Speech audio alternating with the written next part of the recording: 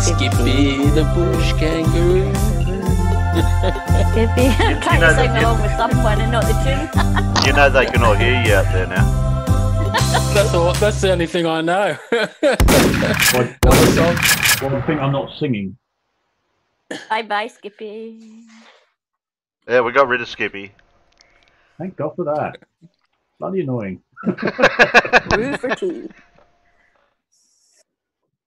We're better off a rhubarb and custard. We seem to be on somebody else's channel for some reason, so hope nobody gets lost. Get it shared, everybody. Get me here. I hope they find us here. You never know where we're going to end up next time. We could be anywhere. Yeah. We seem to have the usual suspects have found us.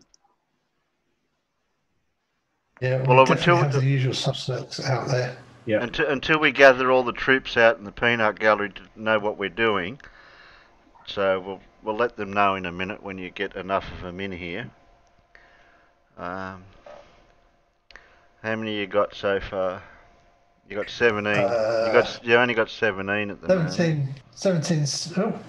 Oh. Who just ran away? It's now 16. Oh. Somebody just ran off. Get back here.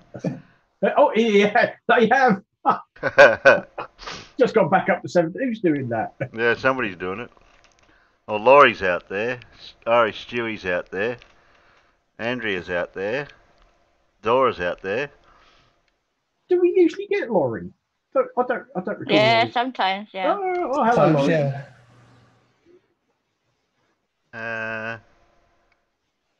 Yeah, we seem to have a few of the usuals. Not all of them, so I don't know whether the others... They probably haven't found us yet. So they might end up finding us. I'm chilling everywhere I can chill. If they're away from the PC or whatever, and just haven't seen the notification pop up yet. Yeah. I'll shell in the shells. Because you put something out, didn't you, Terry? You put I put a notification out on my channel, but I did it late though, because that was an experiment. So I'll get the notification out at least a day before. But if we can stream on my usual days for the ancient technology type streams we're doing, this is our Saturday night and our Wednesday nights, and then the Monday and Friday before after shows. I don't know whose channel I'm going to be doing that on yet. So yeah, because you start quite early for us in the UK, don't you? We try to get a couple of other people that are out there in the US type area that like to come on, like No Name and people like that. Oh yeah.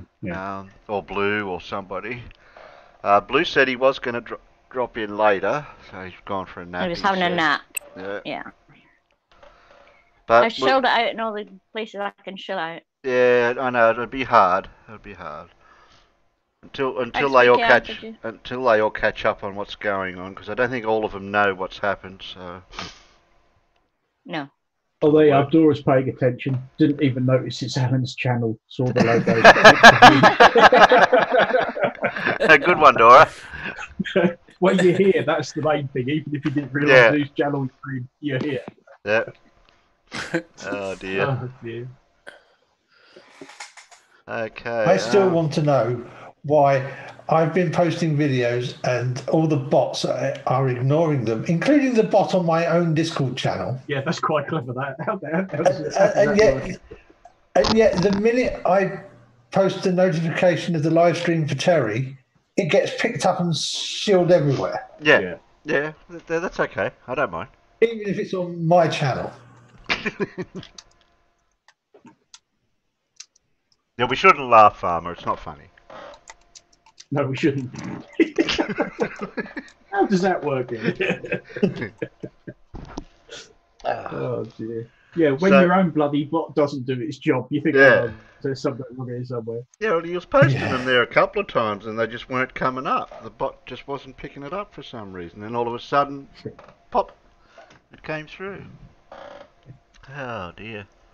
Well, if we're going to do ancient technology, what we were up to last time was lenses. Now, the picture I used as the thumbnail for it that I should have thought of tonight, but it doesn't matter for now.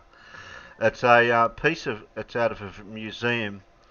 I'm working off memory here at the moment. I'm not reading this. It's not scripted. It's a piece. I think it's a piece of crystal type mineral that somehow it was manufactured and used as a lens for starting fires or whatever. I don't know what else it was used for. I'd have to re-Google all that to find out. Probably a piece of quartz crystal, because quartz crystal is naturally occurring, and if you polish it, is transparent, and probably a good source for making lenses in the ancient world. Yeah. Yeah, I'm just about to remember the thumbnail. Certainly, that's what it looked like. Yeah, it was a piece of crystal that was held with a frame to hold it. Yeah, of course, there's something that's even earlier than that was used for optics, and that's the pinhole. Because if you make a small hole in something, it will then project an image.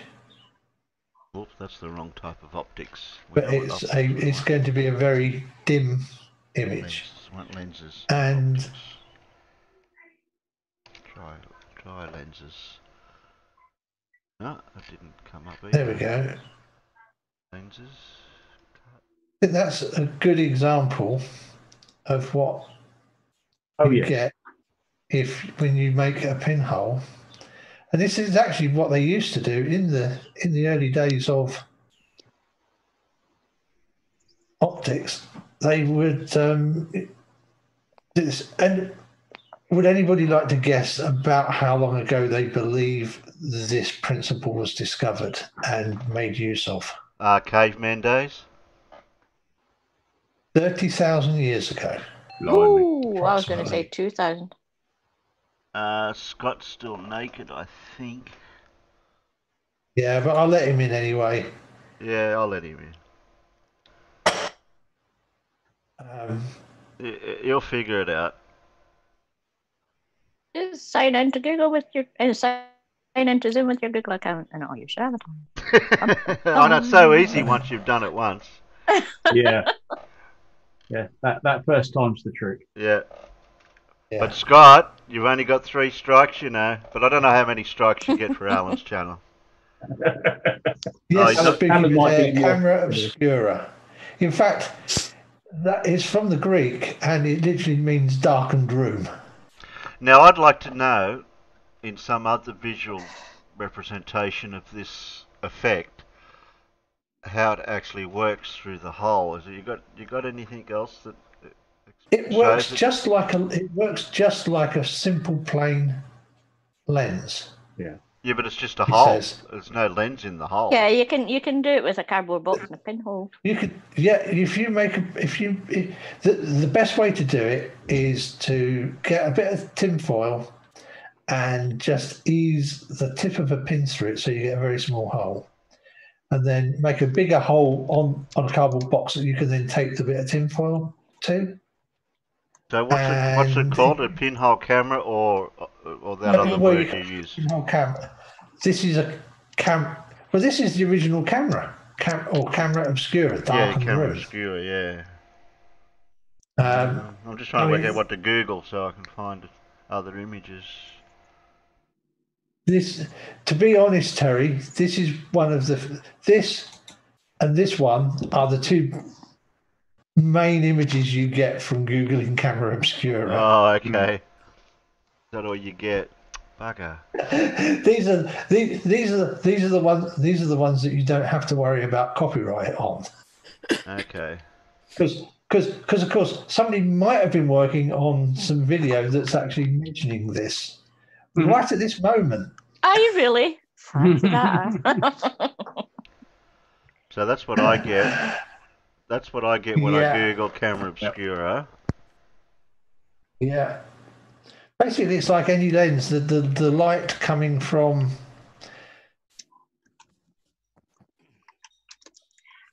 the light coming from the image is essentially made to only travel in straight lines. So you get the image projected as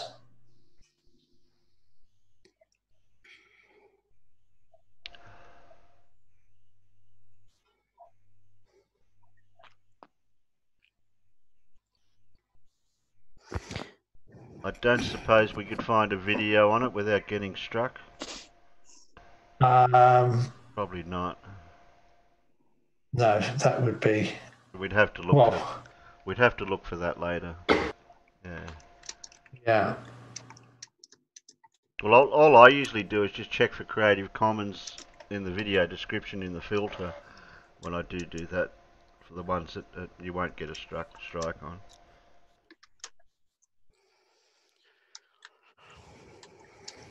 We could always put the link in the description.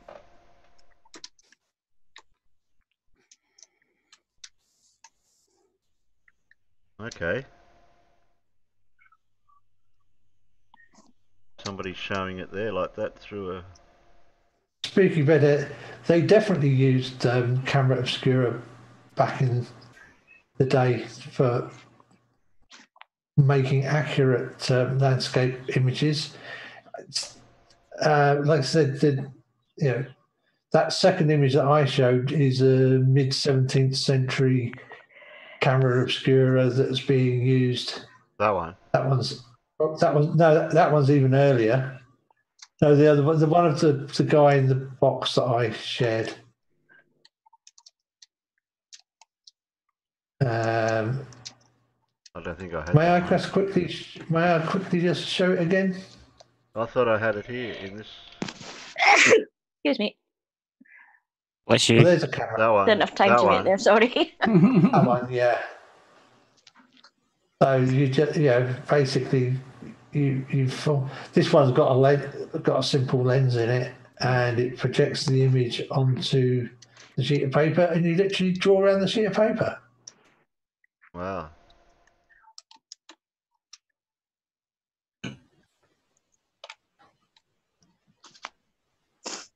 Now I was looking at the one, like the image. Yeah, that one there. You can see the trees and stuff upside down. Yeah, because a pinhole is essentially a simple lens. Everything is reversed, so it's upside down and laterally transposed. Yeah, it should work perfectly in Australia then if it's all upside down.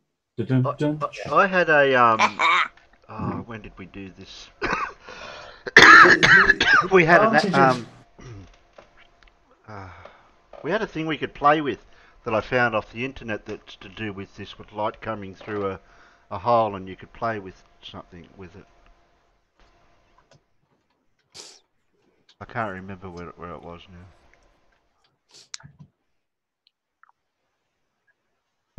Hang on, let me.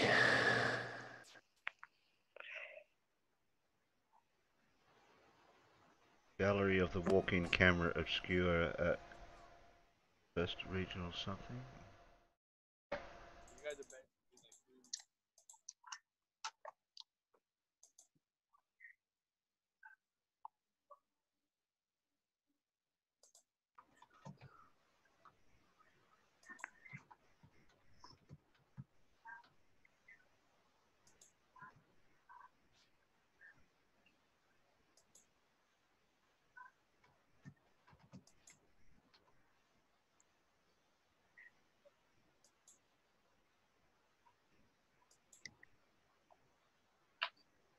Mr. Wiki say about it?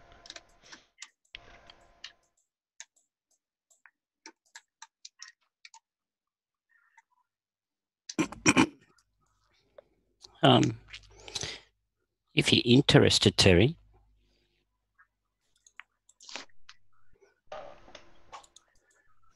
there's a I've got a video here that's actually, its license actually states Creative Commons Attributed License Reuse Allowed. Yeah, that one's fine. So I'll I'll stick it over in stream homework for you.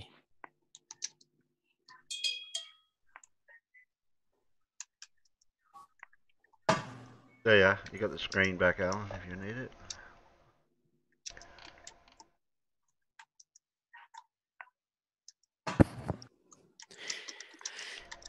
Terry, Yeah, just I'm over doing there. stream Yeah, homework for you. I'm over there now. Because John put something about fibre optic cables, how they work, but that's a little bit too far in the future. Yeah. That's a long way off yet for that sort of stuff. We won't be talking about that stuff yet. Okay, part 2, show more. That's there's a part 3 for it as well, but Yeah, I wouldn't worry about the part 1. Yeah, I'll share it internally first, so Alan and that can see it to check. No music, by the look of it.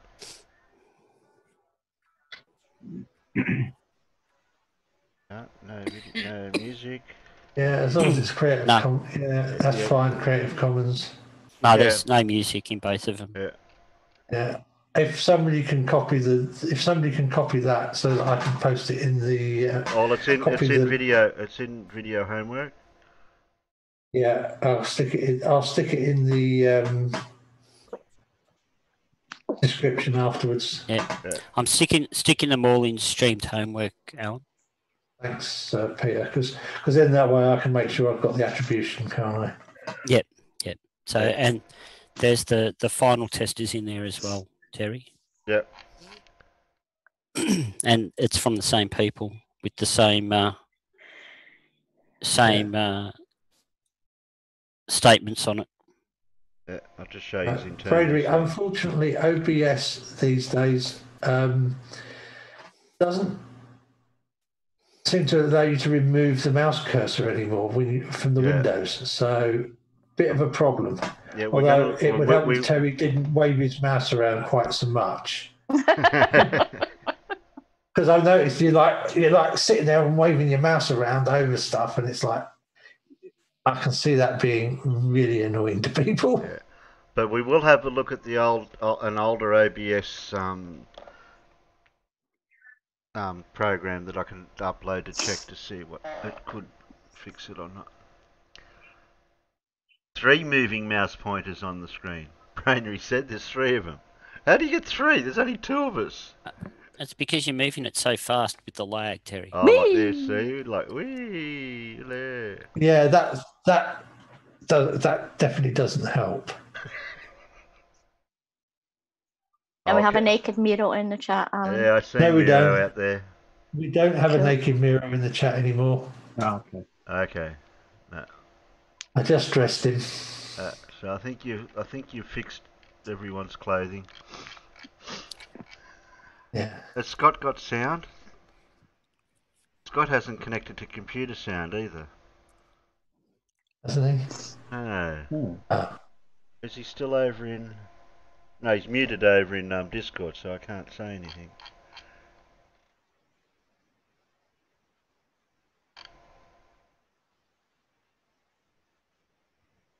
Probably wondering why he can't hear us. I'll tag him over there and see if he can... I'll put it in a YouTube You... chat there. Yeah, put it in there too, you are.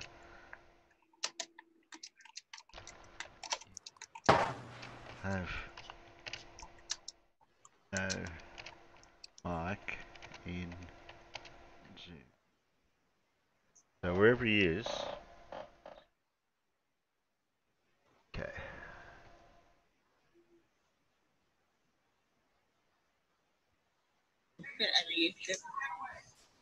Oh, who's that? And is it me? No, it's Scott. Scott. It is me. Scott, you're still naked. Yeah. You know? You're still naked, but Alan said he's going to let you off this time. It's all right, I'm still struggling to find out how to do that. Yeah, I don't think we've seen you in a stream before anyway, so I think we can let you off as a first timer. I'll try and sort it out by the end of the week.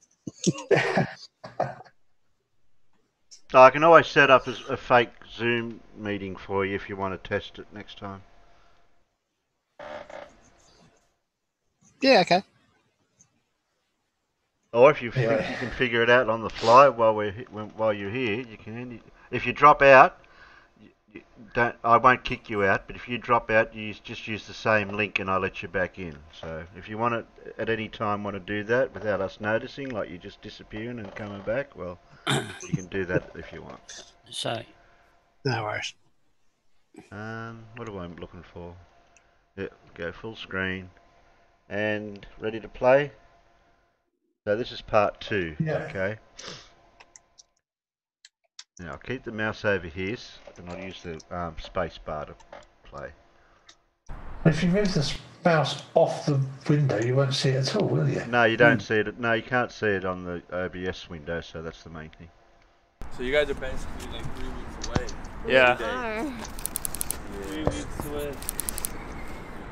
Let me explain quickly. James is here. This is trial 2. Wait, what focus is this on? Manual focus. Trial 2. I'm gonna see if this works. Alright, let's do it. It's cold out. How do you feel? You think it's gonna work? You hopeful? It's kinda cloudy out.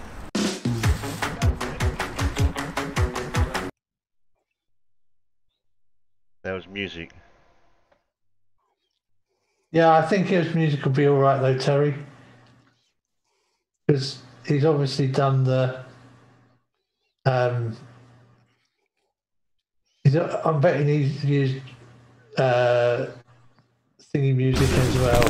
Yeah, he would have used YouTube music. It's got no copyright. Definitely. I bought sandbags, but I'm wondering what it's gonna look like if we tie it.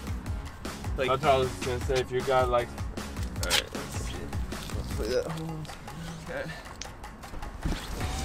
It's working. But it's just recording. I'm gonna go outside. See me? Yeah, totally. It like works? Yeah, for sure. Dude, that's so cool. Yeah, I can see you. I don't really know how to work this camera though, like, but I can see you doing kicks, leg kicks and stuff. Sick. That's quite cool. Yep, totally got that. For sure you can see your face though. That's so crazy. Dude, yes. It's working. Looks so good. Thing is, yeah, for sure. You don't get a lot of light. I mean, I guess. Something that's. How close did you get to the hole? I got probably maybe take a couple steps back. Yeah, that's better. Cause the. Oh man, imagine on a wow. clear day. So yeah. If you so cool. You can get as close to the hole as you want, and everything will appear to be in focus. Ready, Suho? Check it Pretty out. much. Hold on. So they showed us setting a tent up, but then what happened? Did I miss something? Yeah, I know they're not showing many something, details. yeah. They're not showing a lot of detail. Yeah, why is this so tight? Oh yeah. Super foggy. All from this little hole. Just All right, pause that'll go it, there. Terry. Okay. So they actually set up it's obviously a tent, and then they put a white sheet across the inside of the tent. They've got a hole on the opposite end of the tent to act like the pinhole, and then the images you were seeing on the white sheet just before were coming from outside through the pinhole that they've created in the black tent. So it was showing you a full representation of what Alan was talking about before in actual operation.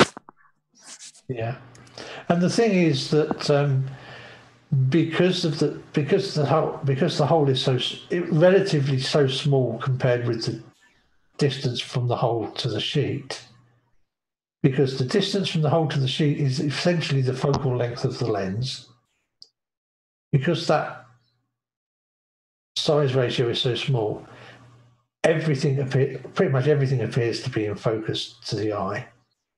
And you can get, as long as there's enough light reflecting off a surface, you can bring it pretty near as close to the pinhole as you want outside. Super foggy. All from this little hole. It's bringing in all of the lights. Oh, it's coming! It's coming! Oh! Alright. You're upside down, man! Take some steps, take a few steps back. Yep.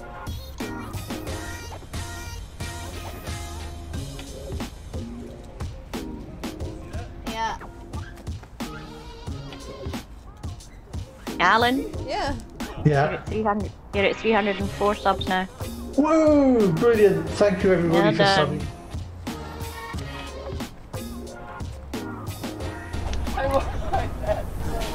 Hi Pam, hi Dave. They're famous. Yeah. Hey.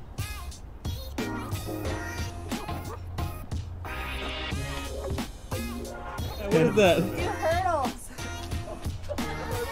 Yeah. Feedback.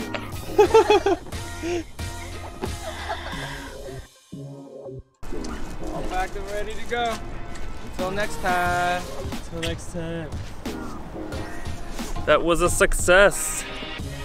Can't believe it worked so well, especially with the sun out too. It was like, it's perfect. We'll be doing this again soon. We'll let you guys know a location if anyone wants to come. That would be awesome. Okay. Literally best idea ever. Did you like it? Yeah. You've seen them before, though. Yeah. I've never seen it before, and that was pretty sick. Very surprised. I didn't think that, you know, I'd see people walking by. I did expect them to be not upside down, but that's because I don't know any better. But as I hear, we can fix that. Anyways, super cool. Nice one, Justin. Nice.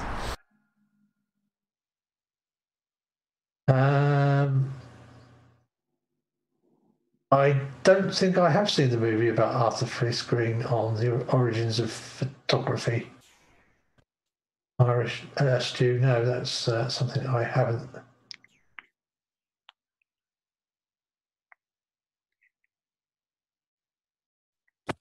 Or at least I don't remember.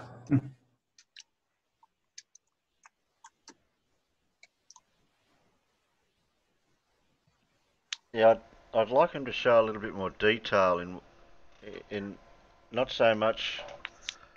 I mean, Terry, the thing is, they actually showed all the detail. That's it. That is all the detail there is to see. It is such a simple device. It's a dark room with a small hole in one wall to point it on the thing. And of course, you can do things. Some of those other ones, you can do things like put the hole in the top of the room and use some mirrors to reflect the image down somewhere else. Yeah, you can do stuff like that, but it is literally as simple as a small hole shining the light onto a preferably white surface.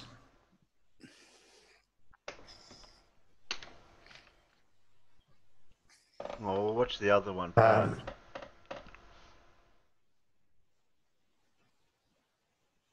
You are that you brought like 100 people out of a story.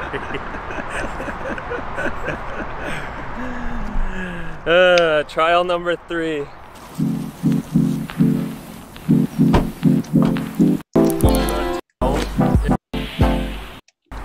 Should we do it? I would do it. Okay, let's.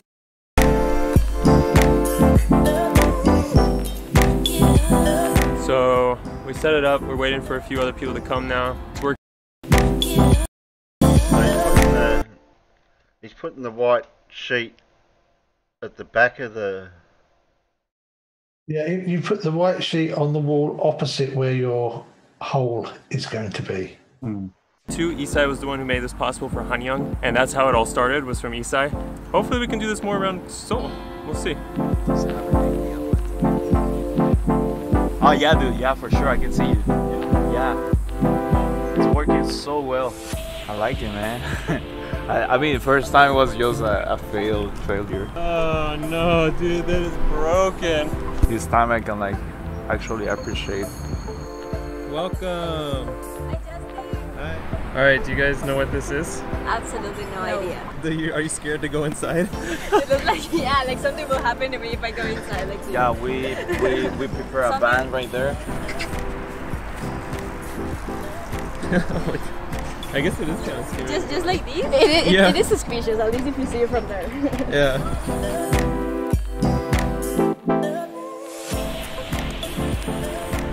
Ah, there should be someone outside. No, but you can see already the... Yeah. Oh, the image. Oh, yeah. Yes, Arthur, context is She was like... Someone is right here. Where are you looking? Okay, this is... She was looking at you. I was looking at this hole. It's like a meat. That's crazy.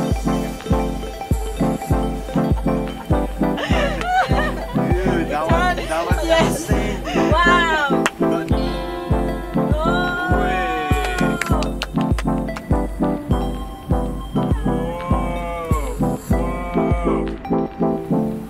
What is that?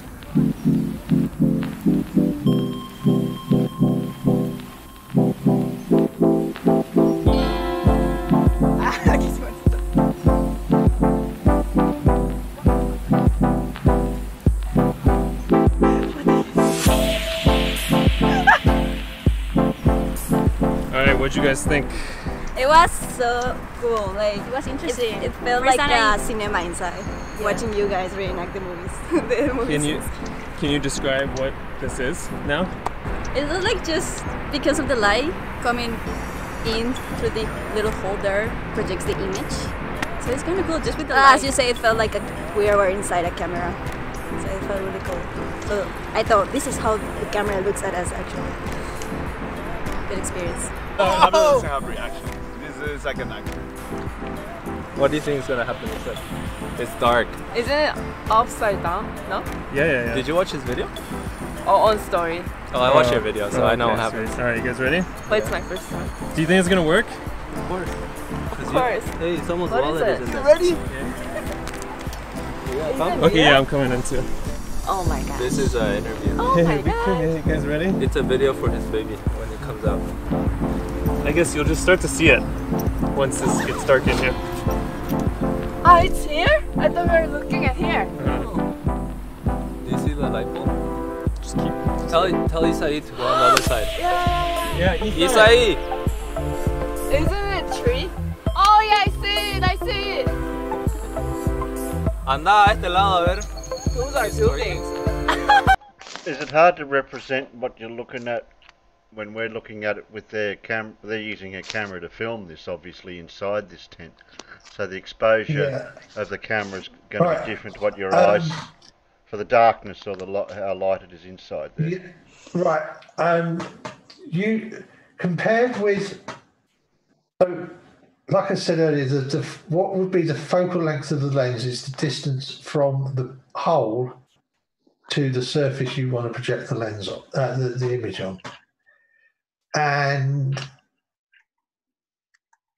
for any sort of pinhole camera to get a reasonably sharp image, you need the diameter of the hole be about 300 times less than the distance from the hole to the surface you're projecting the light on.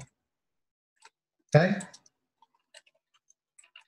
That wasn't my question. Yeah, because I was just trying to explain the difference in how bright the image is. If you imagine projecting an image through a camera lens, yeah, that's projecting through a hole that's usually 2 or 3, 3 or 4 times smaller than that focal length. So it's going to be 100 times dimmer than the image you get from an average camera.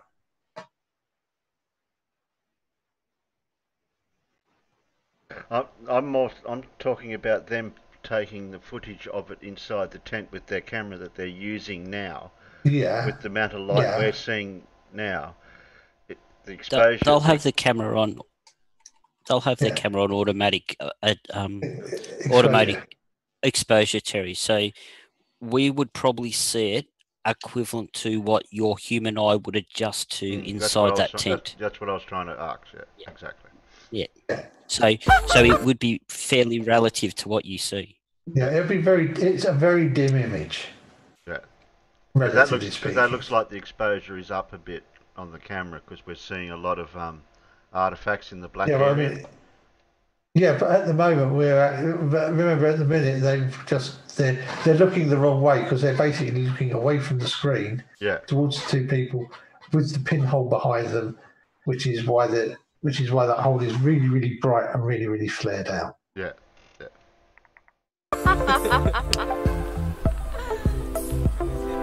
Yeah. Do you see the bikes?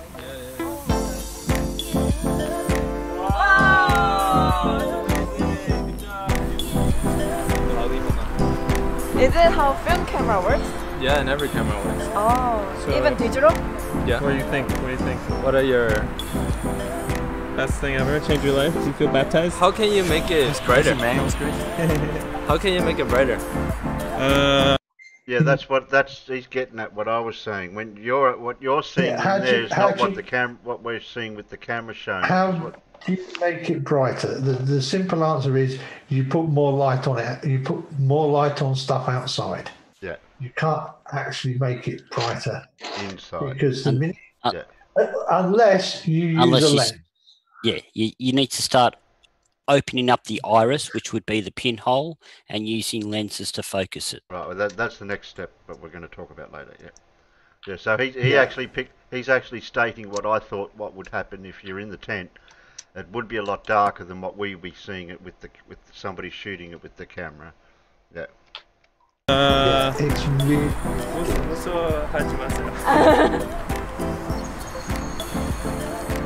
Are you gonna explain it? No, we'll just close it and then they'll watch you. 여기 앉아서 이쪽을 보면.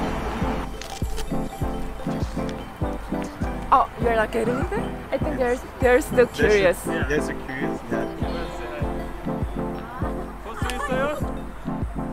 볼 수 있어요? 혹시 보여요? They're laughing, man. Yeah. They're impressed, man. 우와. 좋아해요? Dude, I should go. Dude, we should have recorded it. What? Them inside. 네? 좋아요? This guy. 좋아해요? 볼 수 있어요? 네. That's good.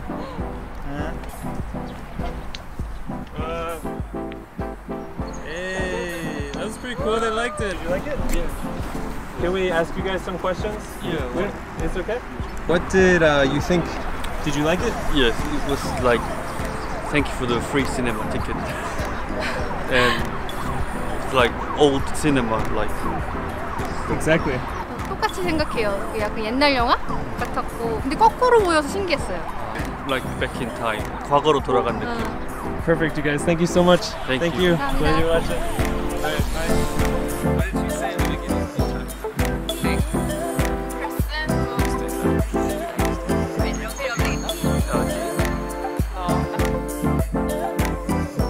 Security. Oh no.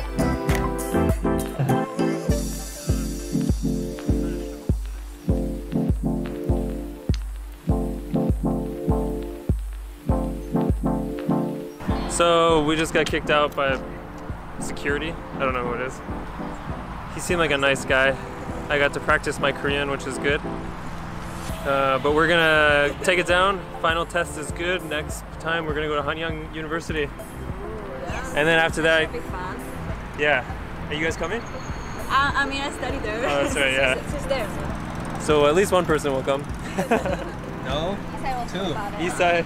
You Yeah. two will bring a lot of people. He doesn't look at me like a person. Yeah. Did you like it? It was fun. Good salesperson.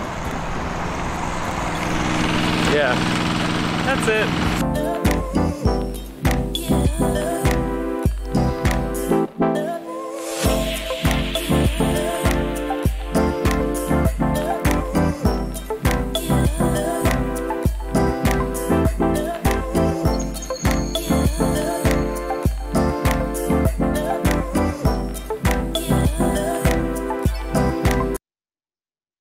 Oh, that's it for that. Yeah. It's it's actually a really cheap and easy way of filming and or recording an eclipse of the sun, Terry. So if you don't have like a solar filter or something like that, you can set up something similar to that or to this, looking at the sun, and by filming it on the sheet on the inside, you don't damage your camera. I think we did or something your eyes. like this in high school where we put a hole in a piece of paper and put it on another piece of paper or something one time. Indeed. Yes. It's a very, very common thing to do in school in physics class. Annie, what's up? Morning, Gravity. G'day, Morning, Gravity. Gravity. What's up? What's up? Yeah. Up. That's the opposite direction to down, mate. That's what's up. That's right. Oh, we're going to get into gravity again, are we, Gravity?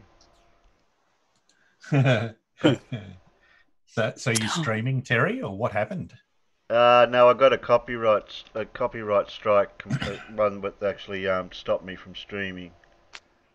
Oh dear. Are you going But- to appeal it? Best as I can. Oh, good. I've gone onto the community page and I went to the even emailed the persons that done the strike, but they're not very accommodating. They almost told you know the selfish type response. You know, it's my video. Sorry, you can't do it. Not allowed. It's illegal. That's it. Fair enough. Yeah. So you're going to find me. So what are we doing? So you're going to find me on different people's channels in the next few months doing this. Okay. So Alan's first, and then we're going to go around a few other people's now and again and try to get a bit of a bit of a theme, not a theme. Try to schedule it so we've got so people can see what's happening regularly each week. So things are still working out. So you're lurking around, hey? Yeah. So our Saturday night and our Wednesday nights with ancient technologies that we're still doing. That'll be tonight. That's tonight's and Wednesday night, and then Monday night and Friday night our time in the late afternoon, probably about 4 o'clock-ish our time. I'll be going onto someone else's channel and doing the same thing. Okay. That'll be just the before pre-show, after show, before show streams.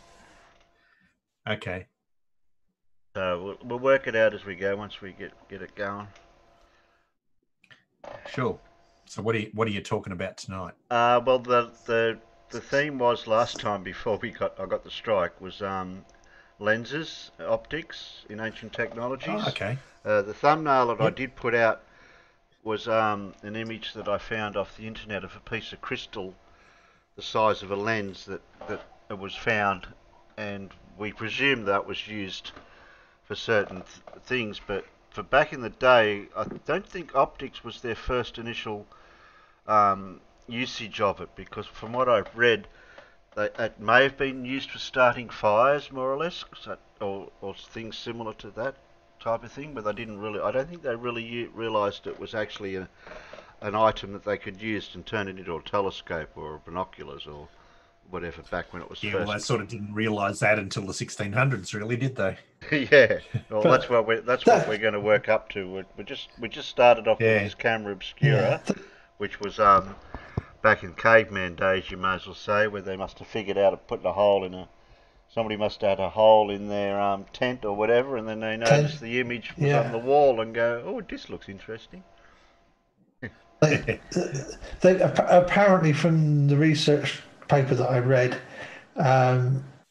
they're fairly sure that like I say, the tent thing, and then noticing that it forms an image, because apparently, if you look at some Paleolithic art, it shows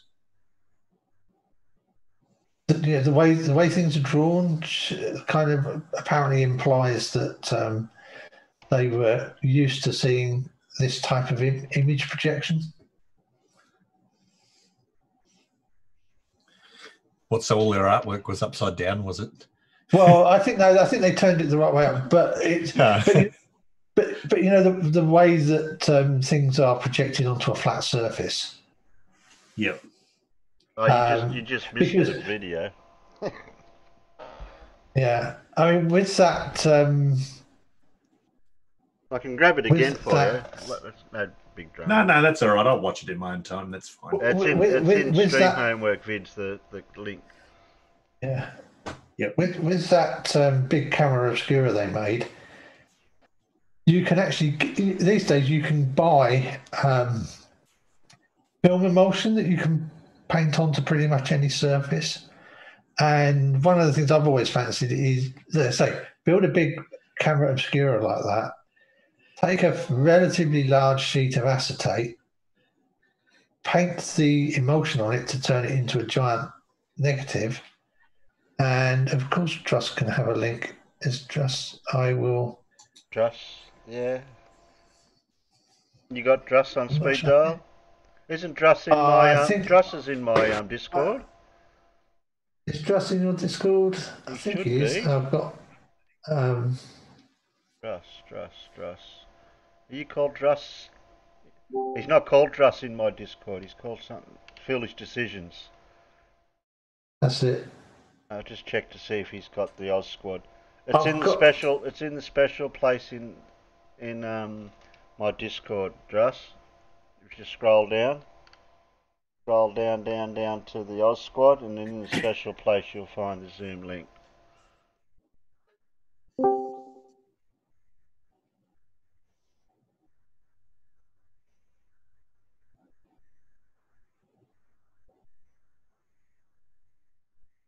Right, so where do you see that you guys know more about optics than what I do? Where do you think we should go from that point now to when they first started using a lens for something? That was what I was looking for.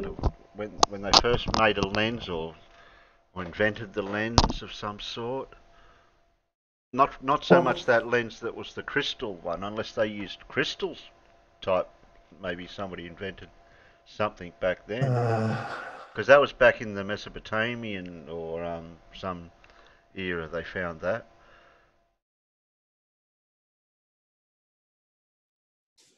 I can't remember. I did have this researched for that stream, but I can't think of what I've got. I can have a look in me watch later and see if that'll give me a hint. I'm not sure. Don't think I've got anything in the watch later.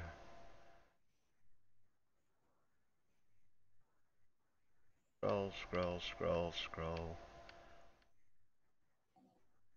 That was. Oh, we were supposed to play somebody's video for him tonight. That for Dave, I think. Yeah. So, I've just DM'd Russ the Zoom link. Oh, okay. I thought he found it in my Discord. I wasn't sure, so I DM'd him it anyway. So some of the early lenses, Terry, were actually they used a mineral or a crystal called mica because of the way it's actually set up.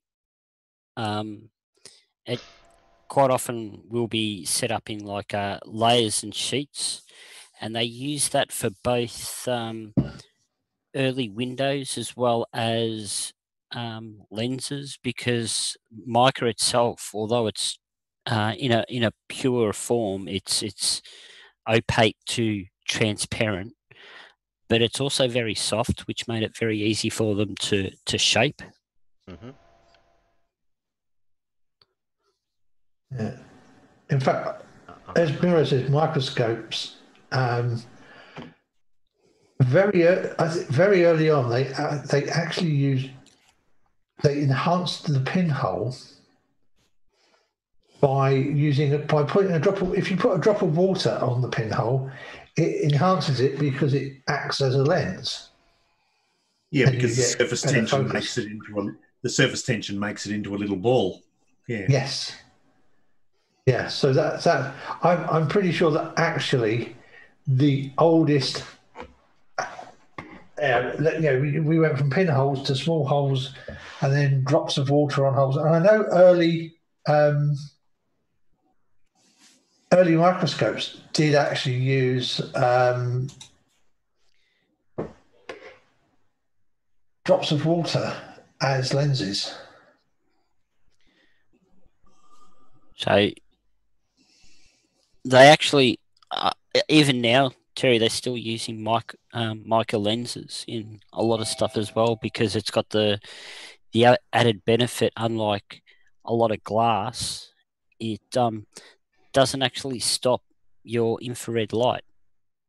So where, you know how we were looking at that thing Sean Hufford was doing the other week, where he held a piece of glass up and he was getting either a reflection off it or it would stop the image completely. The mica doesn't do that. So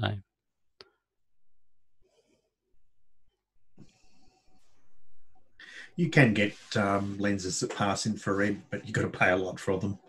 Yeah. Oh, I don't think I'd be wanting any lenses myself made out of mica. It's so soft and delicate that it's something that would have to be enclosed inside of something so it doesn't get damaged. That's for sure. Should we be looking at maybe glass manufacturing then? Because if that would be the stepping stone from that to the lens, because they had to learn how to make glass first, and then realise that it had the magnification properties. Well, I think actually the earliest lenses would have been like mica, quartz, because you could naturally find they would be naturally occurring.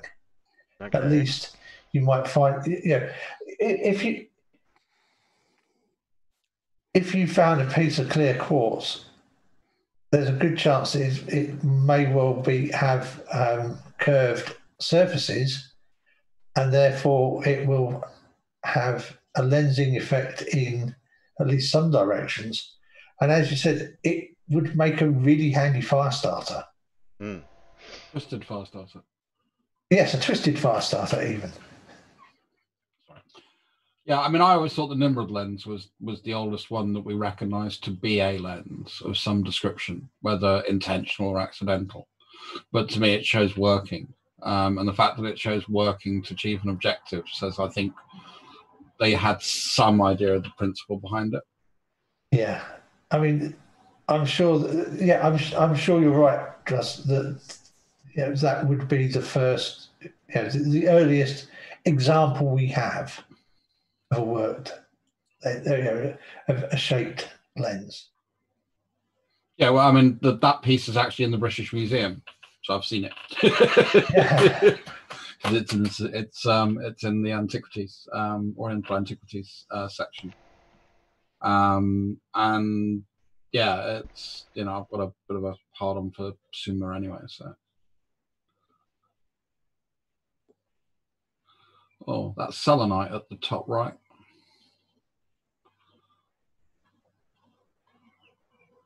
It looks like selenite, but it's not selenite because it's not. Is it selenite? It looks like selenite. Evil fucking stuff. If you've ever worked with selenite, it's evil fucking stuff. Splinters like mad.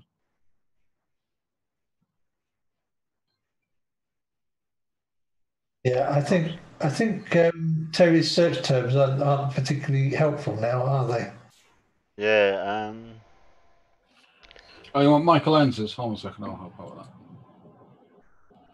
Well, you're saying it was mica or crystal.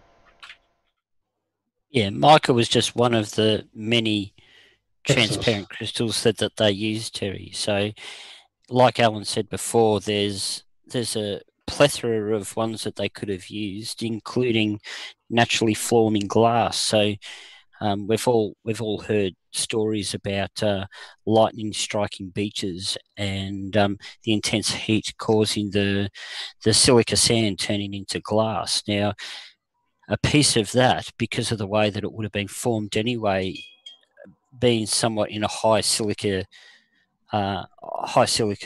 sand, there's a good possibility that if it got eroded away, washed up on a beach, and the sand itself had enough time to wear the surface and polish the surfaces like a normal beach does to a rock.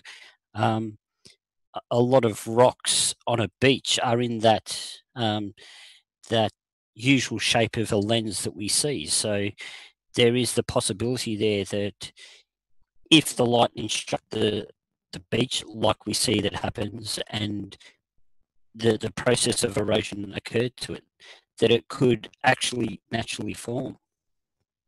By the way, if you change your search term to mica crystal lenses, you'll get lots of hits on that, and then we can probably work back from there, Terry.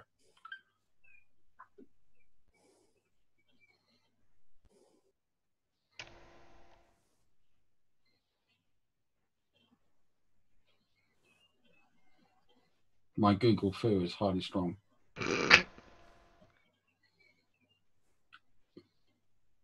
Muscovite mica. Okay. But the interesting thing is I mean, we've got lots of evidence that the Egyptians really valued desert glass. Yeah. So we know that people were looking for this kind of thing for all, you know, if nothing else, for ornamental reasons. And then, you know, to me, it's one of those natural things. You know, we do something because it looks cool, and then we work out other benefits from doing something that looks cool. Indeed.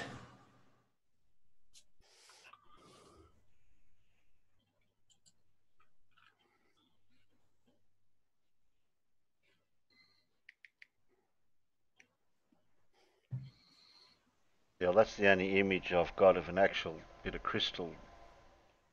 That crystal one I used for the thumbnail, there was actually a lens. So obviously some things, if somebody's replicated it as a lens, it'd be alright, but no. Well, it's the same way as you can use certain types of quartz to as a polarizing lens. So it was always the theory that it was one of the things that some of the Vikings had access to be able to see the sun even on a cloudy day. Whether that's true or not, I'd all folktale, you know, I don't know. But, you know, it's still an interesting story. What I do know is they used a huge amount of mica in the building of the Great Pyramid in Giza. There's an entire layer of mica crystal. Even your early cars, Terry, but when glass was somewhat, shall we call it, expensive to manufacture in large sheets, they were using mica as windows in cars. So, you know, the properties of mica and other crystals like that being transparent was still being used for, you know, up until early cars. You know, it's just so it was known to be or have the properties of being able to be used as windows and lenses and stuff like that. And Pi, if you need help getting your PC sorted, I'm about a bit later. I'm going out in about sort of 15, 20 minutes. Thank you, Dress. But my And first hello, thing, by the way. well, oh, hello, how are you? All that kind of guff. I assume that was naturally already expressed between us just by the initiation of conversation. I was away. I was making a bacon sandwich. Sorry. Oh, I had a bacon and egg sandwich this morning. And I was going to say, Drush, you haven't been on my YouTube channel, YouTube streams for a while. I have not, Terry. I do apologise. To be honest, it's just the timing. Yeah, I know. I try not. The thing is if I jump on Discord in the morning, I tend to find, oh shit, it's 3 o'clock in the afternoon. I just wasted a day. Yeah.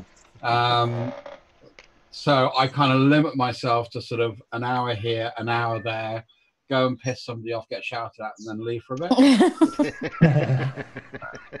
I'll certainly I'll shout you up if I need to, Dress. Thanks very much. Yeah. Quite a lot doing that. Yeah, it's quite fun. Yeah. That and the fact that 2 out of the 5 mods hate me. Oh, why would they do that? That's it. I know who one of them is. Don't even have to think very hard to work that one out. Oh dear. And it's not even Spurs. No, that was the one I was thinking of. Yeah, no. I mean, I have to say, Spurs is not Chemo. I mean, this is not something you get to say often, but Chemo is not the worst mod on that server. What? Yeah. Chemo, the guy I had to ban from my YouTube channel because he wouldn't answer a straight bloody question. Yeah, same Chemo. That's not what he does. He's not there to answer questions. Don't be daft. He's there to ask stupid questions and then just say, well, we know. It's not about Spurs. Well, it depends on the question. Yeah, he is a bit of a funny lad. He's just a troll. That's all. Would everybody stop with the bacon? Yeah. They're starting the bacon, are they? I had scrambled egg for breakfast, and I'm afraid it's just not cutting it when everybody keeps talking about bacon and bacon. Well, yeah, I only had a bowl of Frosties. Ah, yeah. Well, the worst thing was, Alan, is the queue to get into Sainsbury's yesterday was quite long, and I was zipped out on my lunch hour. So I thought, oh, fuck it, I'll go up to the petrol station, which is also Marks and Spencer's. Yeah. But it's actually quite a good Marks and Spencer's, considering it's in my tiny little town. And yeah, they had really, really nice kind of like honey smoked bacon, which was just amazing. Yeah, I mean, I believe I have bacon in my freezer, but you know, it's not. I can't just I can't just throw some in the frying pan, can I? You can't just whip it out. Can't just whip it out and throw it in the frying pan. Well, you could if you could get it separated. Yeah. So the trick there is, Alan, is when you purchase it, you separate it into single meals. Mm-hmm. So you put each single meal into like a Ziploc bag, and when you do it that way, I already do that for. I already do that for most of the other meat that goes in the freezer. Well, start doing it with your bacon, and then you can't complain. Yeah, well, you know, it's like the bacon. They turned up in my shopping and they went, "Oh, I've got some bacon. Do you want it in the fridge or the freezer?" And it ended up going in the freezer. I'm sorry, Peter, but with a statement like that, you are voted the most likely person to be a sociopath. I've got 2 daughters and I have to be organised. I've got 3 sons, so I don't. Yeah, well, if I had 3 sons, I'd know I'd just come around the corner one day, they'd be hacking at it with the biggest knife they could possibly find and just sort themselves out. I know. I'm proud of my Yeah, boys. I've got 2 daughters, and I think both of them have got OCD. If I don't do things right, I get in trouble. I just had to have my daughter just went and did the shopping for me, as she has been doing since she was 14. But she got fed up of dealing with me in the supermarket and told me to stay in the bloody car while I go and do the shopping. But that's because you showed her Harry Enfield, Women Know Your Place.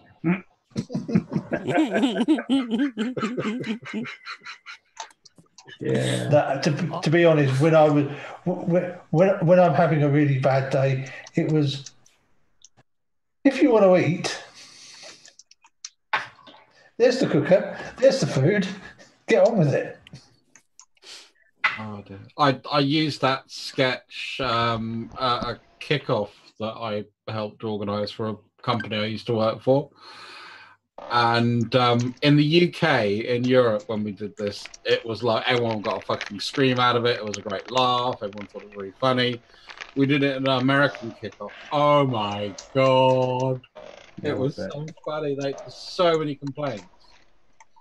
And I actually had to get my boss, who was he worked out of the US office. He's well, he is American as well. And we sat down and we watched it together. And I just watched him, and he watched it. He laughed. He got to the end of the laughter, and I said, "Now, let's just ask a question here, Taylor. Was that actually something that's empowering to women, or something that is being insulting to women?" He said, "No, that's empowering. It's showing the stupidity of the stereotypical sort of, perception that in society of women's place at that point in time, and she's actually fighting against it, and then they're using irony to show the stupidity of the position." So thank you. It was meant to be funny. But many Americans don't get irony, do they? I know. But he's my boss, so I didn't really care about anybody else. He was the one that could get me in trouble. The rest of them go fuck themselves.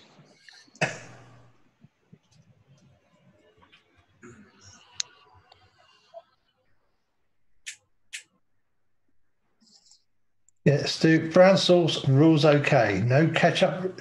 This is a no ketchup area. I had ketchup on my bacon, I'm sorry, but we got actual real Heinz ketchup, which we haven't had for ages. No bacon, no ketchup, no brown sauce. It's bacon. I don't normally I normally just have it. Yeah, if I want to have the tomato flavour, I fry some tomatoes in the pan before the bacon. I haven't had Heinz ketchup for ages. It's usually as crap. Yeah. You do realise that bacon played an important role in the development of optics. Yeah, it did. I'm serious. I know that bacon played a huge influence in siege warfare. Roger Bacon, I'm talking about. I'm talking about pigs being exploded in tunnels. Yeah, that's it.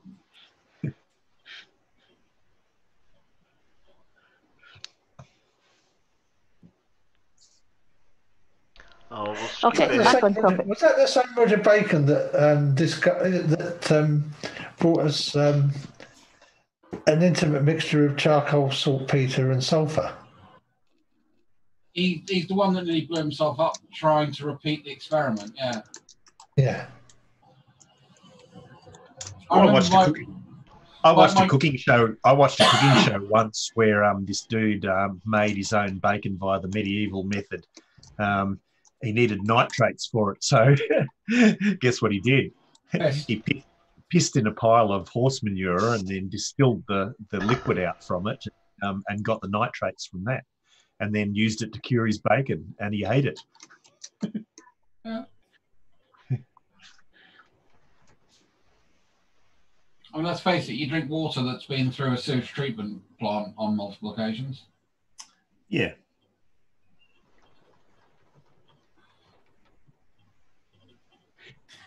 Heaven forbid the notion of chemo that water has a memory, hey? Oh, for fuck's sake, don't.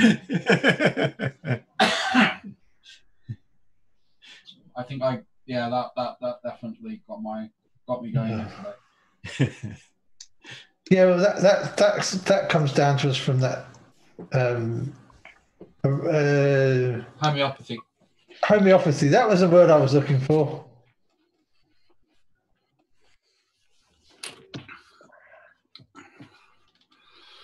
But yeah, I mean, it's actually not even that. It's from some experiments they've been doing where there have been some weird things coming out of thermoluminescence. And that's kind of, they're thinking, oh, we can kind of tell what substances were in this water. Aha, so it's almost like water has a memory. So he's taken that as a colloquial kind of ha ha ha ha ha, and then run with it as, you know, it's got a brain and consciousness. Oh, dear. Dear. Like the homeopathist that was admitted to hospital for an overdose. He forgot to take it. He forgot to take his medication.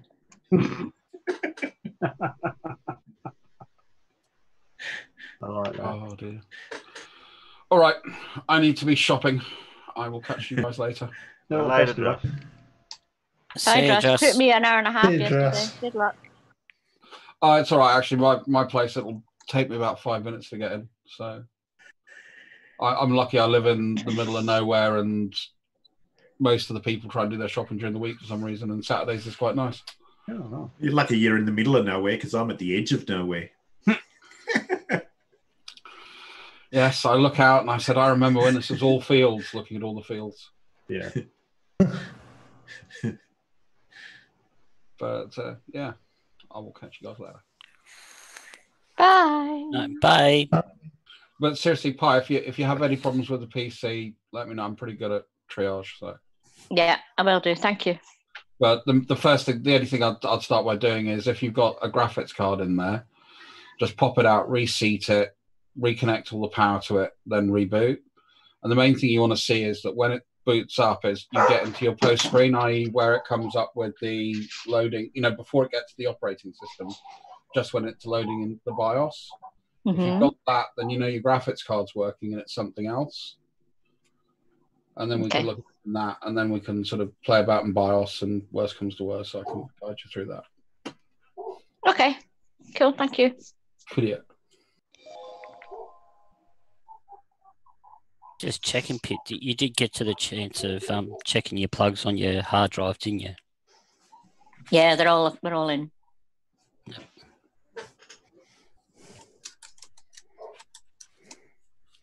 Blame Mad.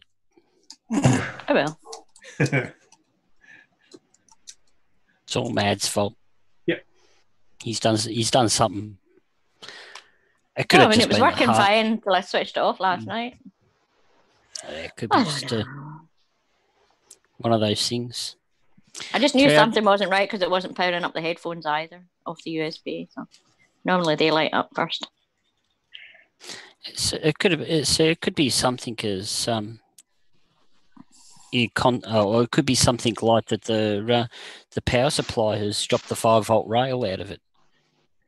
You know, if something like that happens, it won't load up either. Okay. My computer kept shutting down the other day, and I couldn't figure out why. It'd go for about 10 minutes, and then it'd freeze, and then it'd turn off, saying there's a problem with your PC, and all sorts of things. It took me friggin' ages to diagnose it. What had happened was one of the wires that the wire that powers the fan above the CPU had gotten out of position, and it was blocking the fan. And of course, what was happening was the CPU was overheating, and it was just shutting down. And then it would cool down and run normally for a moment, and then it would overheat again, driving me crazy. Yeah, I'll bet.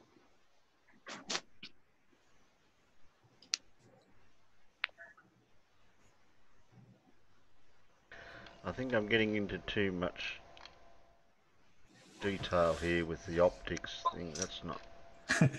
I dropped a couple of pictures of crystal lenses over in Discord for you, Terry. Okay. That people may have overlooked and not thought about. Okay. Where are you? That would be interesting because it depends what sort of crystal they made the lenses out of, because some crystals are what they call birefringent, which means they actually have two refractive indices, different in each direction, and so they will produce two images.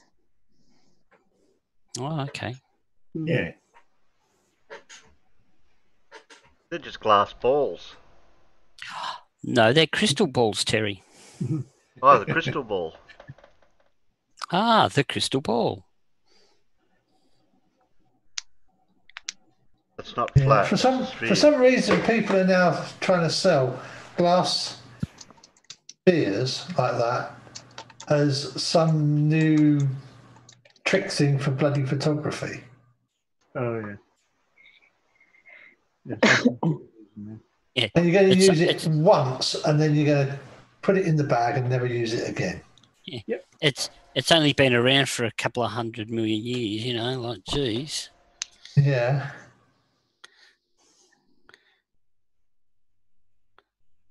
I like that one better. That's a good image. Yeah, I like that one too. But just the sheer fact, like something like what we were looking at before with that tent and the setup with that, if you could find a way of suspending it, you could use that as a lens, which means in essence you could actually make the pinhole bigger so that to allow more light in, and you could use the crystal or glass ball as a lens to focus your light onto your sheet. Although you probably wouldn't want to use the whole sphere.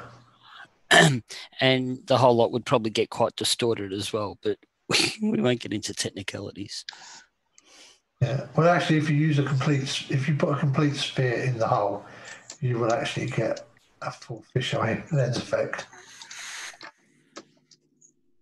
Or should do, but what will happen is the image won't project all the way to the edges because the refractive index will run out of bendiness before you get there.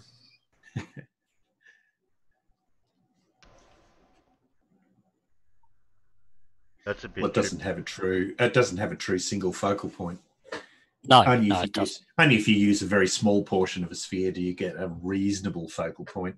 But to get a true focal point, you need a parabolic lens, not a circular lens. Does anyone like that GIF where the light's coming through and it's getting focused? That's trippy. Yeah. Of course, one of the problems they would have had with early lenses would have been chromatic aberration too. Yeah, what's that? Yeah, what's that? I know, I've heard the words, but I don't know what you mean. It means that different colours of light get refracted by different amounts, and so you get coloured fringes on the edges of objects and stuff. Like a more of a prism type shape. Yeah. Well, you get the rainbow effect. You get a rainbow effect, and you can get it in. You can get the problem occurs is you get. It focuses the red, green, and blue lights to different distances. So you effectively get a red image, and then a green image, and then a blue image. Oh, the vegans are going to like this one. The lens comes from the word lentil. If you give me a second, Terry, I'll take some pictures and I'll give you an example of what Gravity was talking about, because I happen to have a lens. So if you're a photographer, you're a vegan. No. I'm stretching it a bit. Yeah, okay. Yeah, that's really bad, Terry. Yeah, I thought it was, yeah.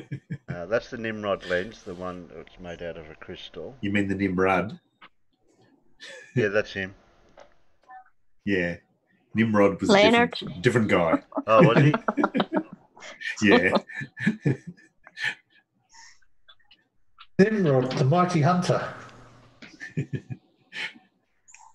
Babylonian king, I believe, mentioned in the Bible. Yeah, that's right. The Bible. Well, I have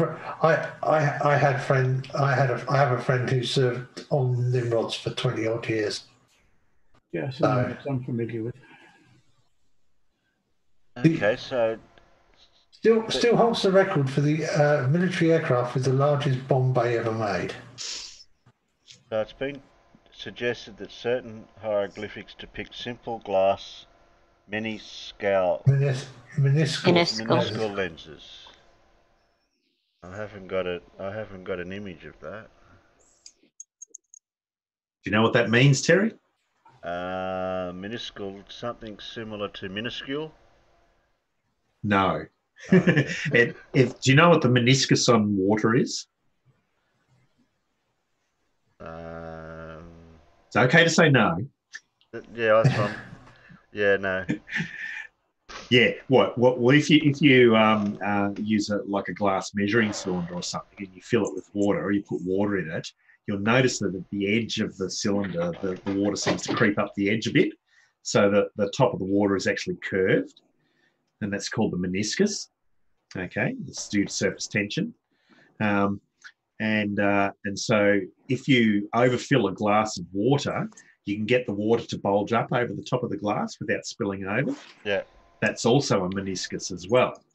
All right, so if you carefully do that with molten glass, you can actually make a curved surface, and that's what a minuscule lens is. So, Terry, I've just posted 3 pictures in Discord for you to show what Gravity was talking about before, about the different colours coming through with the different lenses, or different materials and different wavelengths.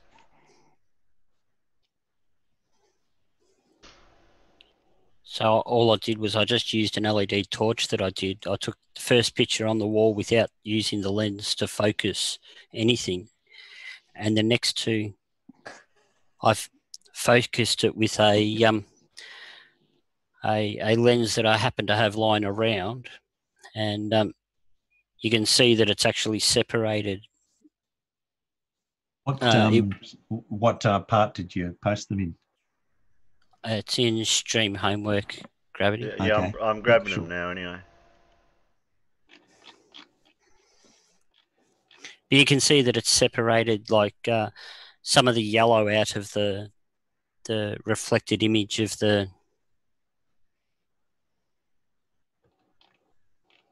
So there you go. You can start. So that's without anything. What sort of light source is it from? It's just an LED torch, Terry. So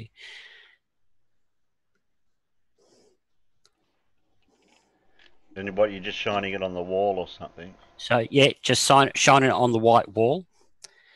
At what distance? About 1 metre away. Right. And I haven't moved the distance there. All I've done is I've placed the lens in between the light source and the wall. What type? So of it's lens? focused. What type of lens? It's actually a lens out of a headlight of a car. So it's a plastic lens that's designed for use with the LED lights.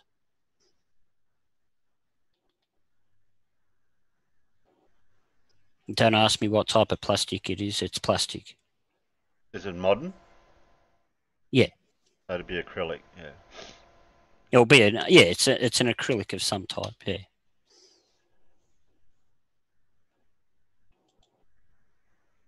That's a weird effect, isn't it? Is that depicting all the LED? No.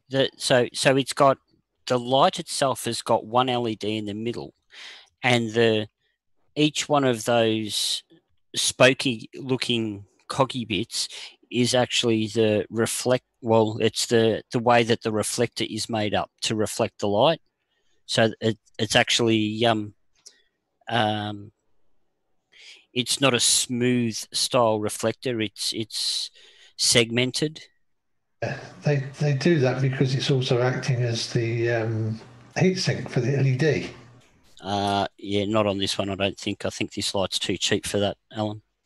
I say quite often though, on the quality ones, it's also being used as part of the heatsink. Yeah, I think the reflector on this is nothing more than chrome plate on plastic. Okay. Yeah, but you can see how it's actually distorted the whiteness of the LED, and you've got sections of yellow and that coming off it as well,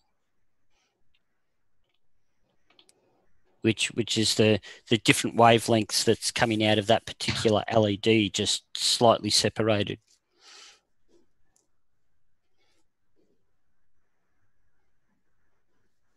So the type of lens is actually refracting the light, would you say, in a different way or yep, something? Absolutely. Yep. Yep. There's an example I've posted there too, Terry, that shows it really well.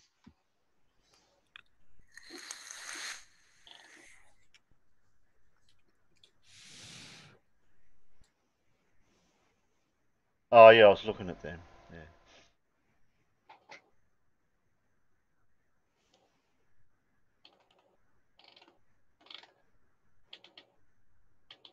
Wow, that hurts your eyes trying to look at that.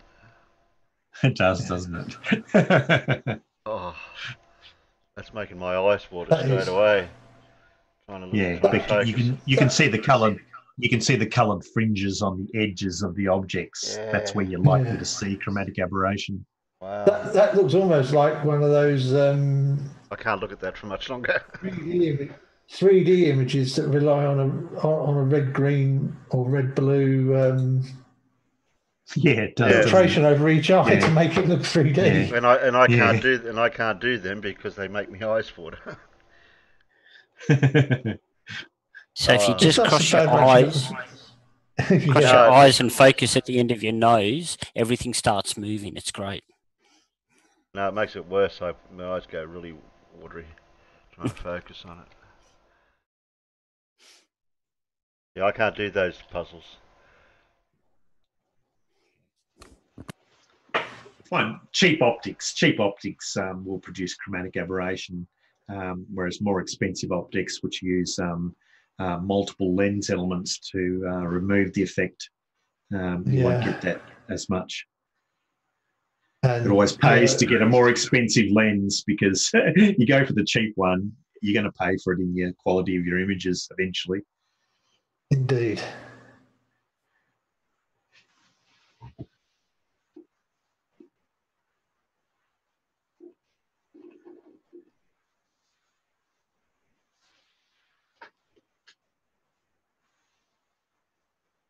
You'll find that a lot of refracting telescopes, simple, cheap, like $50 Kmart refractor telescopes will suffer from chromatic aberration a lot too because they've only got a single lens element in the eyepieces. Yeah.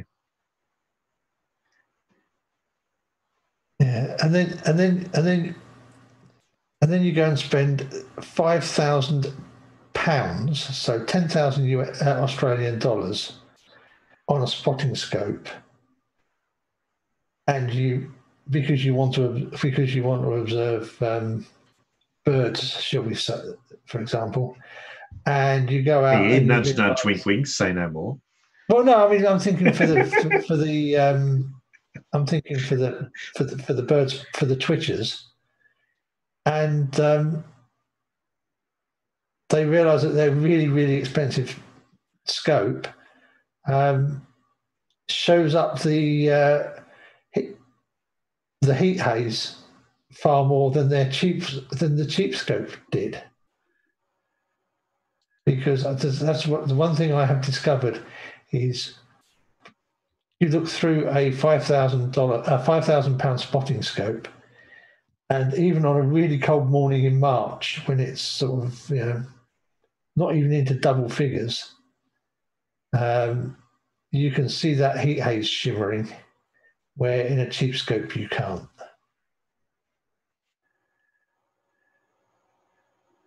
But I suppose at least it gives you the ability to see the wibble and the shimmy.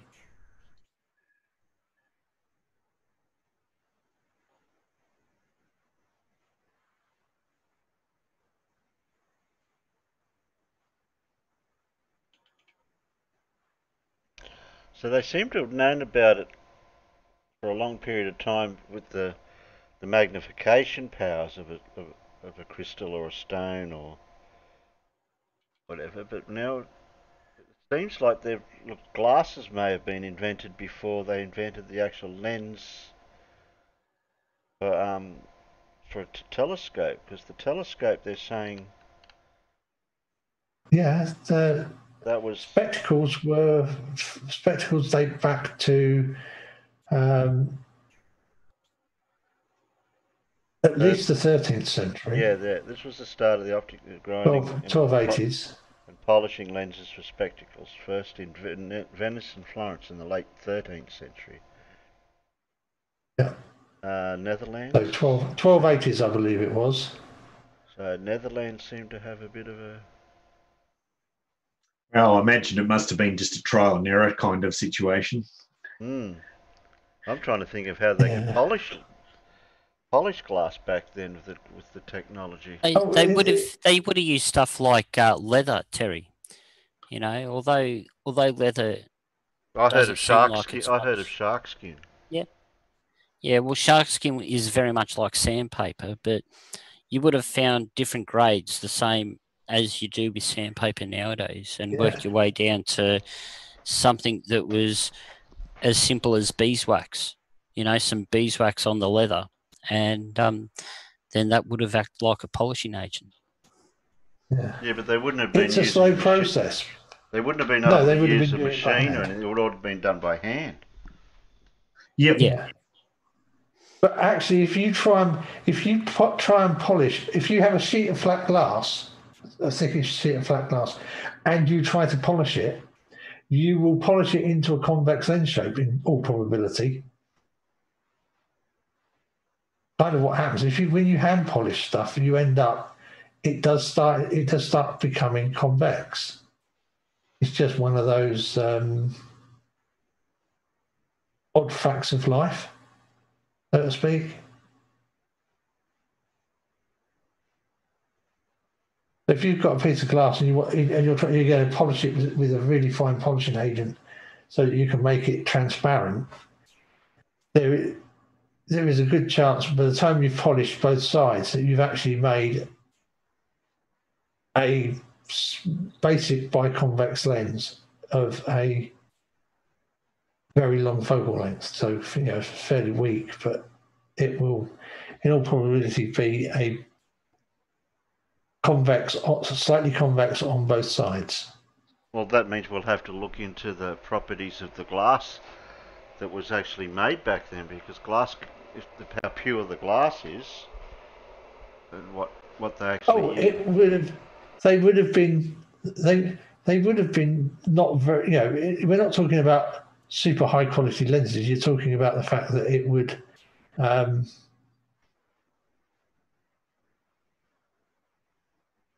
it still has the properties of a lens, so it will, you know, it does that refraction. You know, you could use it as a magnifier. It would be sort of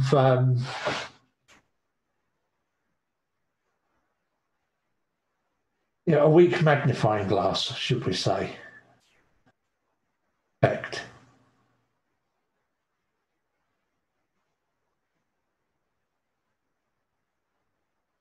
So they'd be no more different to the similar effect to those glasses that you buy at the chemist or the cheap shop that just give 1 times or 2 times magnification. Yeah, stuff like that. You know, just because the way, if you try to polish a piece of glass, you end up making it slightly convex. Yeah, so you polish one side, turn it over, polish the other side. Both sides are going to be slightly convex, and it would act as a weak lens.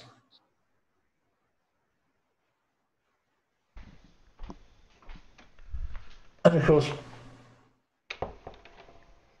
as people notice this, they would then try and do it deliberately to make the effect stronger, I would imagine. Looks like we might have to look into lenses for That's lens. So, see if I can find a link to early glasses, spectacles. Oh, I don't need too many tabs open. I'm not doing high IQ research tonight.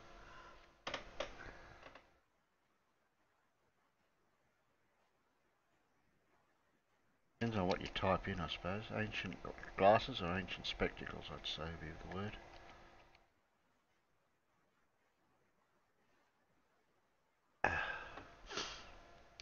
I'll go to the images. Or do we have a video? Work something out from here.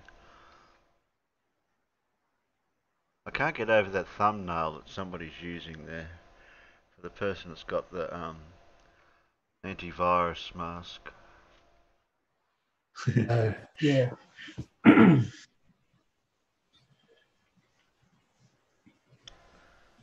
Okay, what do we got here? Who has glass lenses or the plastic type lenses here on the panel? Glass. I think I've got the plastic ones in my reading glasses. Yeah, I've got the plastic ones because they've got a higher refractive index. Mine were £1. I don't know what's in them. A quid? A quid? Yeah. Mine were... Only reading glasses. They're £1 in the pound shop. Okay, this pair were cheaper than the last pair, but this pair are about 450 quid. Pound. Ow. The most I paid is £5.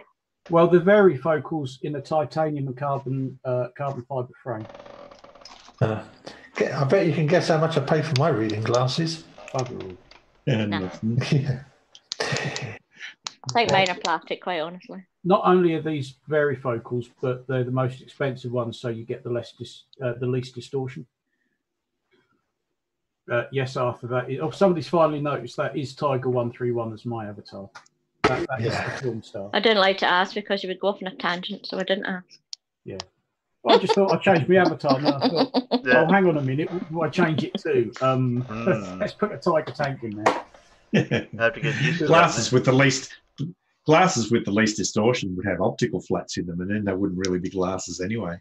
Well, yeah, but you know how varifocals work. Yeah.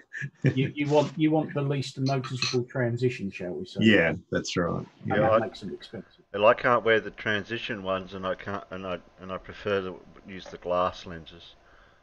Oh, and of course they're photochromatic as well. Yeah, mine are photochromatic as well. Yeah. I've worn them for so long that I can't do bright sunlight anymore. So all my glasses have to self tint, otherwise it just does me head in. I use the glass ones because if I'm welding or whatever, I did try plastic ones there a few years back, and if I got spatter or grinding stuff on them, it actually melted into them too easily, and it ruined them too quick. And I can't wear the multifocal type lenses because when I'm doing me welding or panel beating, I look at something and it's not straight. It's got a bit of a curve, and I'm going, that don't look straight. What's going on here? That doesn't help. Doesn't help when you're doing body work on cars, that's for sure. No. So now we know why you're a glober, Terry, because your glasses curve the earth for you, eh? That's a good one. I'll bring that up next time I'm talking to a flatty. Yeah. I'll ask him, do you wear Well, I don't wear multifocals anymore, so everything's flat now. I'm just reading that article there. Yeah, glasses wearers may use a strap to prevent them falling off during movement or sport. Whereas the glasses that are used part of the time may have them attached to a cord that goes around the neck. Yep, do that because otherwise if I take the bloody things off, I can never find them again.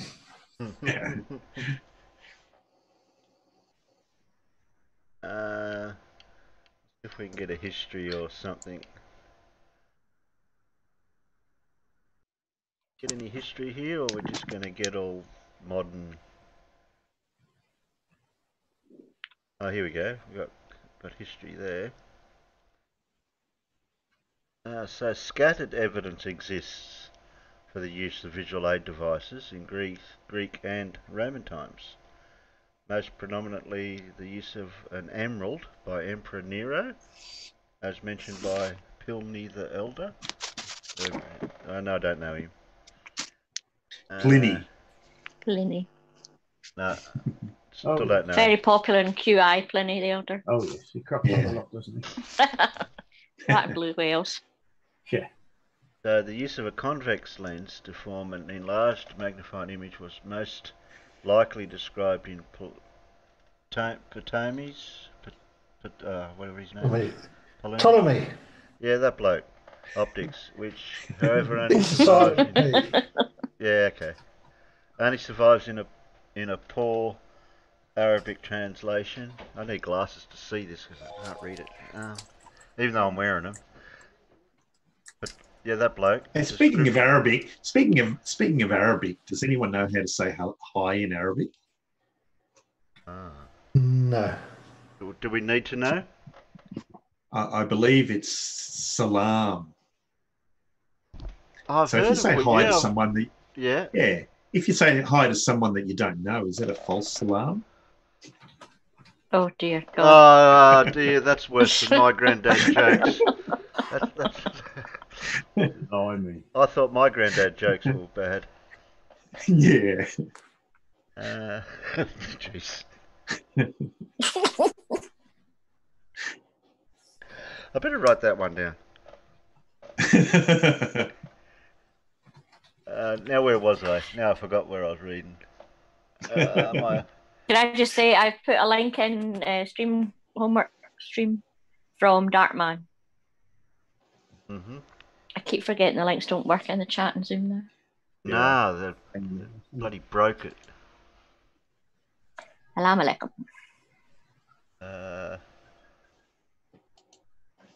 What was I reading? Oh, that bloke's description of lenses was commented upon and improved by that person, 10th century.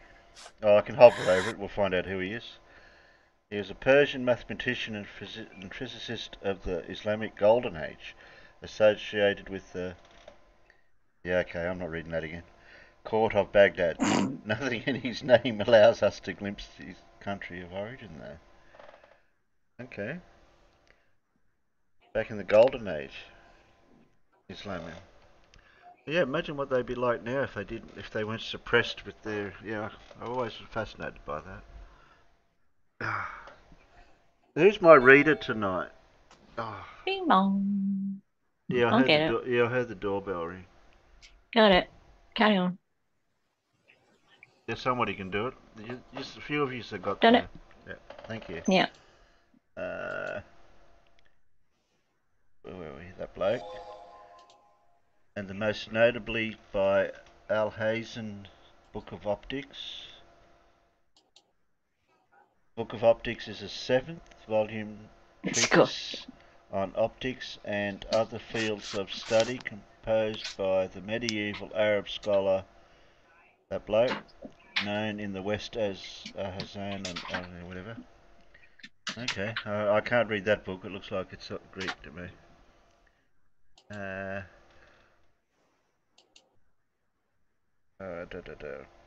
Palatine optics and of something became available in Europe in the 12th century, coinciding with the development of the reading stones.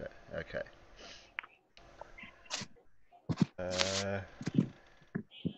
Why do these people have weird names? Robert, that bloke. Foreigners. Yeah, foreigners.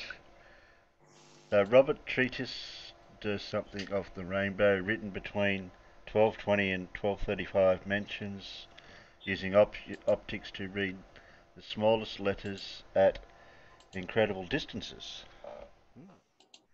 A few years later, in 1262, Roger Bacon. Bacon, yeah. We knew he had something to do with it. He is also known to have written on the magnifying properties of lenses. Development of the first eyeglasses took place in northern Italy in the second half of the 13th century. Independently of the development of optic lenses, some cultures developed sunglasses for eye protection without any corrective properties. Thus, flat panes of smoky quartz were used in 12th century China. Similarly, the Inuit have used snow goggles for eye protection. So the sunglasses may have been around longer then. No, not normal sunglasses. I think I seen an image of them. They look like they had a slit in them, but that didn't have a lens in them. They just had a slit. Where are we up to? Invention. Can somebody do a read for me? I can't. My eyes are pushing it. No. I'll do it. Yeah, my eyes are watering too much. Okay. If I could have eyeglasses were... if I could have it bigger, like the whole, most of the screen size, I'd be alright.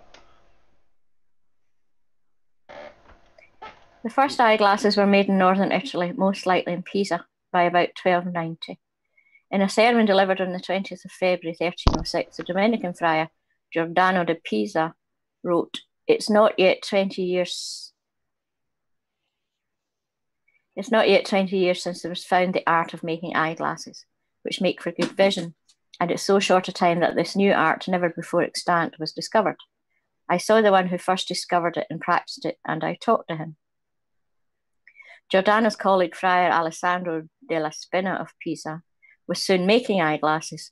The ancient chronicle of the Dominican monastery of St. Catherine in Pisa records, eyeglasses having first been made by someone else who was unwilling to share them, he, Spina, made them and shared them with everyone with a gleeful and willing heart. By 1301, there were guild regulations in Venice governing the sale of eyeglasses. In the 14th century, they were very common objects. Francesco Petrarca says in one of his letters that until he was 60, he didn't need glasses, and Franco Sacelli mentions them often in his Trecento Novelle. Oh!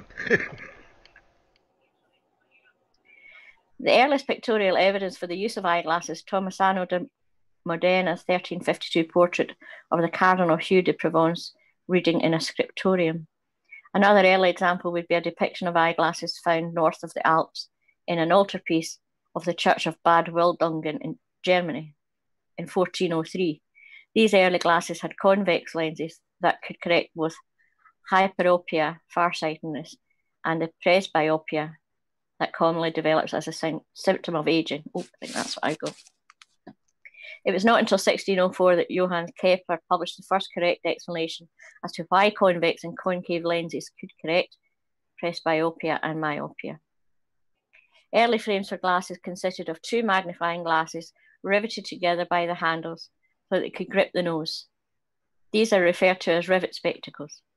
The earliest surviving examples were found under the floorboards at Kloster Weinhausen, a convent near Celle in Germany. They have been dated to circa 1400. The world's first spectacle specialist shop opened in Strasbourg, then Holy Roman Empire, now France, in 1466. Wow. So they found them under a floorboard. Have we got the picture?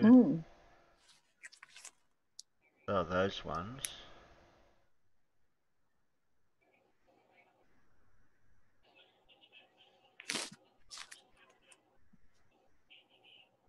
They haven't got a picture of them.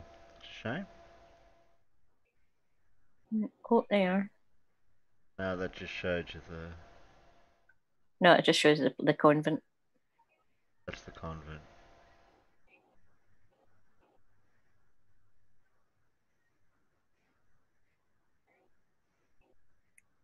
You want me to go on? If you don't mind. No, I don't mind. Oh, doorbell again. The 17th century claim by Francesco Redi that Salvino degli Armati of Florence invented eyeglasses in the 13th century has been explained as erroneous. Marco Polo is sometimes claimed to have encountered eyeglasses during his travels in China in the 13th century. However, no such statement appears in his accounts. Indeed, the earliest mentions of eyeglasses in China occur in the 15th century, and those Chinese sources state that eyeglasses were imported. In 1907, Professor Berthold Laufer speculated in his History of Glasses that for glasses to be mentioned in the literature of China and Europe at approximately the same time, it was probably that they were not invented independently, and after ruling out the Turks proposed India as a location. However, Joseph Needham showed that the mention of glasses in the Chinese manuscript Laufer used to justify the prior invention of them in Asia did not exist in older versions of that manuscript, and the reference to them in later versions was added during the Ming dynasty. In 1971, Rishi Agrawal, in an article in the British Journal of Ophthalmology, states that Weisser, or whatever, was observed possession of a pair of glasses in the 1520s. He argues that it is therefore most likely that the use of lenses reached Europe via the Arabs, as did Hindu mathematics and the ophthalmological works of the ancient Hindu surgeon Sushruta. All dates are given well after the existence of eyeglasses in Italy was established, and there had been significant shipments of eyeglasses from Italy to the Middle East, with one shipment as large as 224,000 glasses. 24,000, shit.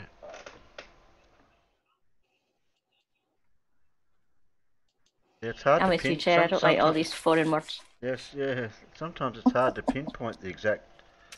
So we're around. We've got 15 there, but we're going back to 13th, so it's hard to narrow it down. But we're not going to narrow it down to the specific. This is this bloke here, 15. So the glasses were already established by then. That's later developments. No, we don't need to get into the later developments. Then we're starting to get into the 1800s and stuff. Now we'll stick to Yeah. Thing is that optics seems to have developed very slowly in the early stage. So stuff was discovered a lot earlier than you think. Mm-hmm. But the development of it was very, very slow. So the design of eyeglasses in the 14th century was very similar to the design of eyeglasses all the way up until the end of the 18th century. Yeah, well, that's we're going on to here.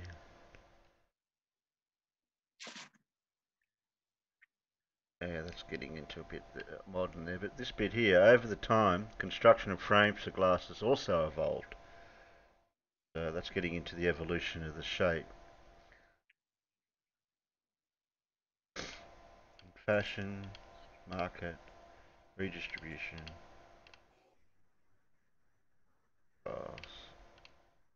Okay, now we're just mainly sticking to the lensing effects of the glasses.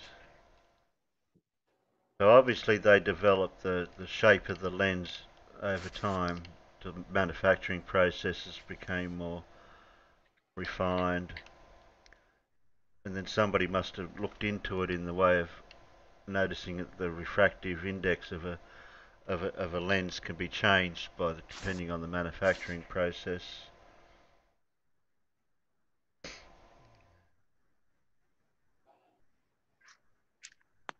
Astigmatism. I thought I had that, but I don't think it was. I got mistaken. Okay.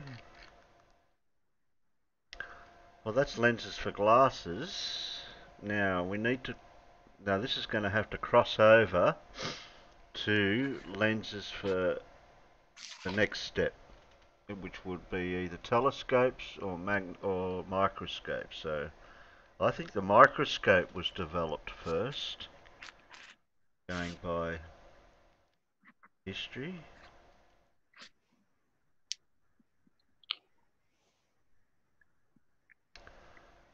Type in microscope or something.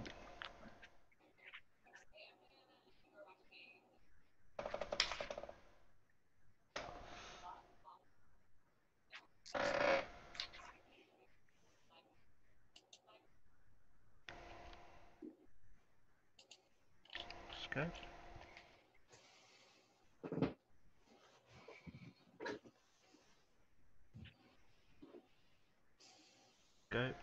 Go to wiki, obviously. see if we can get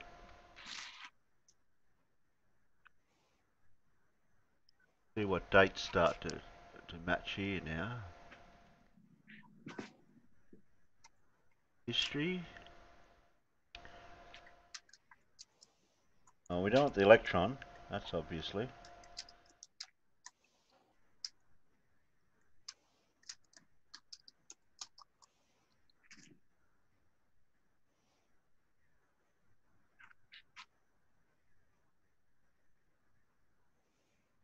Okay.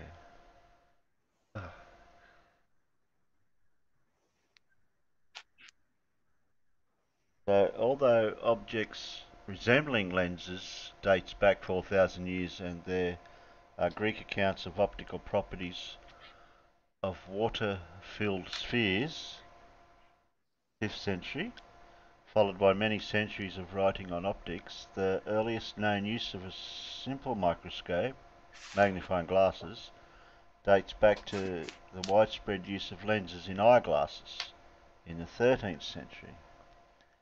The earliest known example of compound microscopes which combine an objective lens near the specimen with an eyepiece to view a real image appeared in Europe around 1620.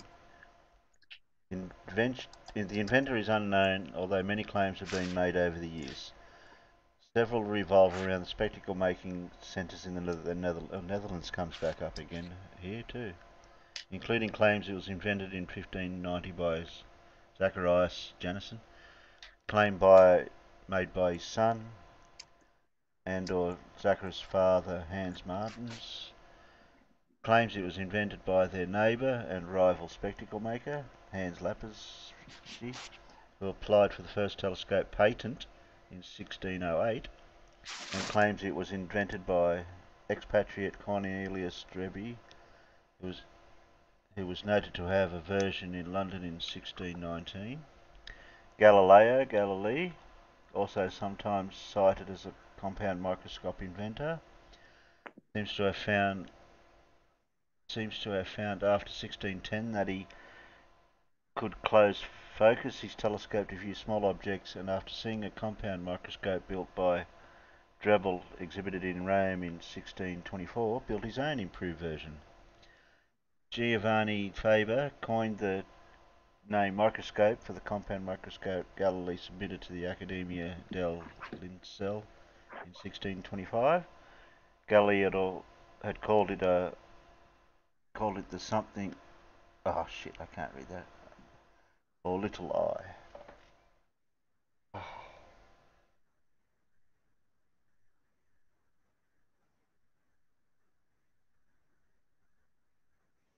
Yeah, I noticed Netherlands seems to have a bit of a history of it. Who hasn't read yet?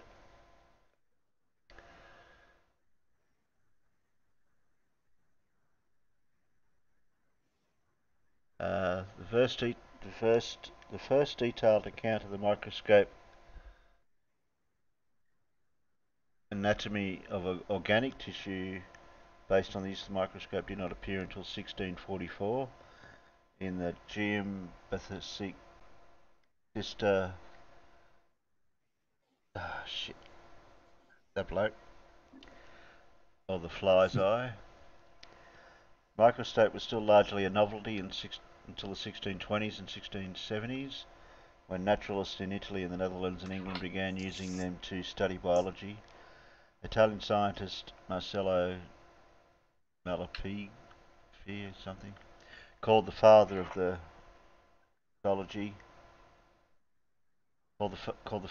histology by some historians of biology, began his analysis of biological structures with the lungs.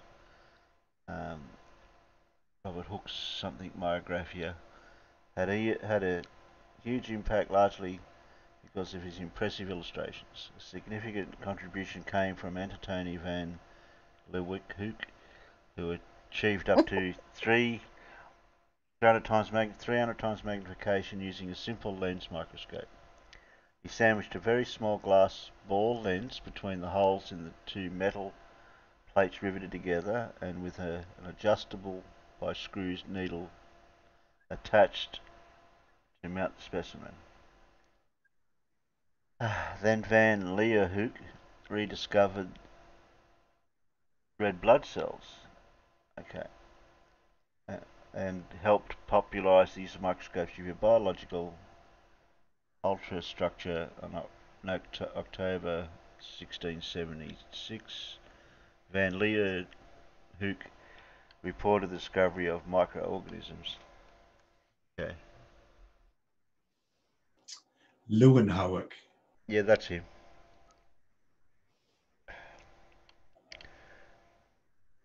Yeah, I might as well read the last bit. If I can. Can someone else read it? I can't. Oh, yeah, I'll do it, Terry. Shit. Just scroll down a wee bit.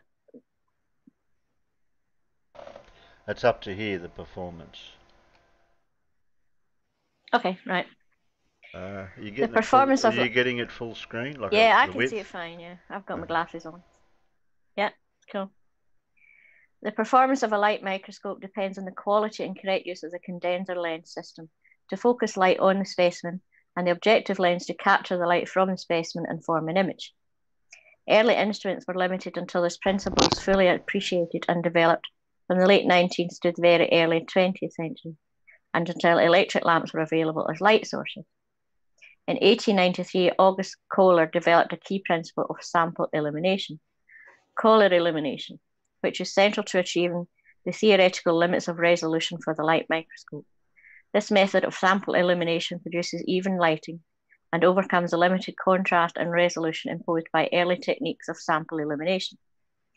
Further developments in sample illumination came from the discovery of phase contrast by Fritz Zernike in 1953 and differential interference contrast illumination by George Nomarski in 1955, both of which allow imaging of unstained transparent samples.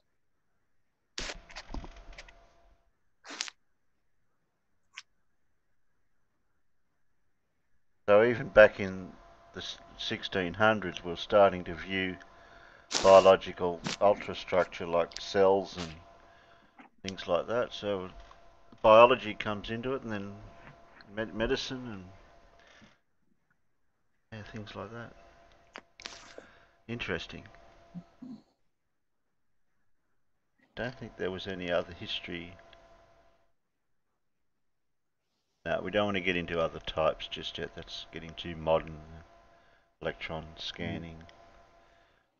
Yeah, that's pretty modern. Yeah. You wouldn't have found them in the 12th century. What's an electron microscope? You're talking witchery What's an now. electron?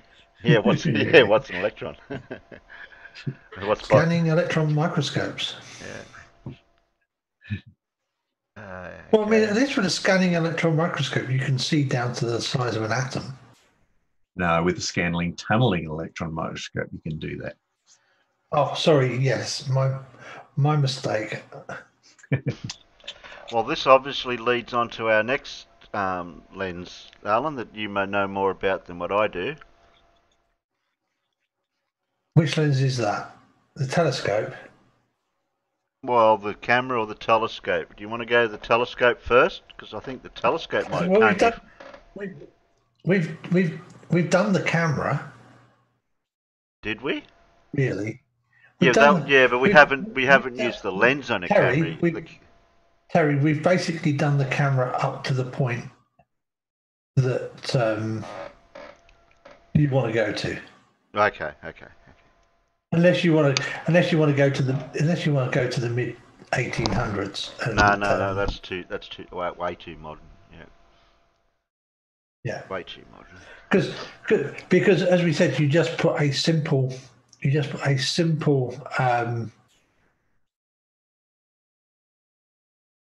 convex lens, double convex lens in the hole and make the hole a bit bigger to let a bit more light into your camera obscura, and then you can go to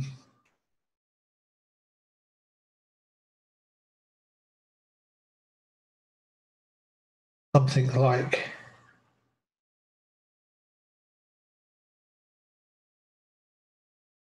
that to have a portable device you can take around to draw with. Or you can put it in the wall of your big room and have a big image projected on the wall for you.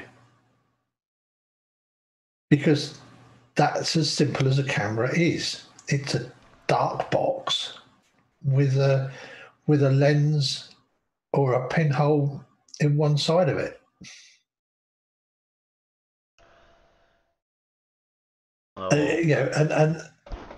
And that's all you really get up until 1835, when Henry Fox Talbot was able to create the world's first fixed positive-negative imaging system. Well, it wasn't until they invented the way to capture the image onto that celluloid type material to actually get a negative to develop. Henry Fox Talbot did it using a paper negative. So you used like thin paper and in the box, and he created the world's very first photograph taken with a positive-negative system. Was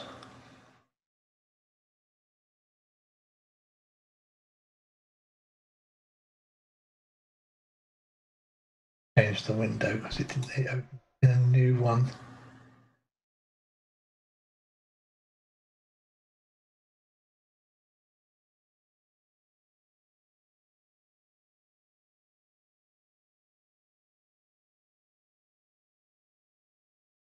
The world's oldest photograph, taken with a paper negative, and then it was contact printed onto the same type of paper to produce the final fixed image. That was 1835. I'm speculating that that's a copy. Well, yeah, it's actually a digitized. It's actually a digitized version of the print. Well, that was the advantage of Fox Talbot's process. It's a negative-positive process, so you can create multiple final prints. Whereas the other photographic system that was developed around about the same time, the daguerreotype, which was created as a direct positive on metal, the only way you can create a copy is by photographing it again. One trick I used to do before, not with this printer and scanner, one I had before, is I had some old negatives, and I put the negative in the photo and scanned it, and I inverted it and printed out a picture. Yeah, you can do that. But the thing was that the Fox Talbot process was the first process as we came to know photography, with where you would have a negative and then make a print. Yeah. And that was 1835, and he would have made these print. He would have made the initial exposure. He would have photographed that in a camera obscura. Yeah, was the next step glass, or there wasn't glass until later?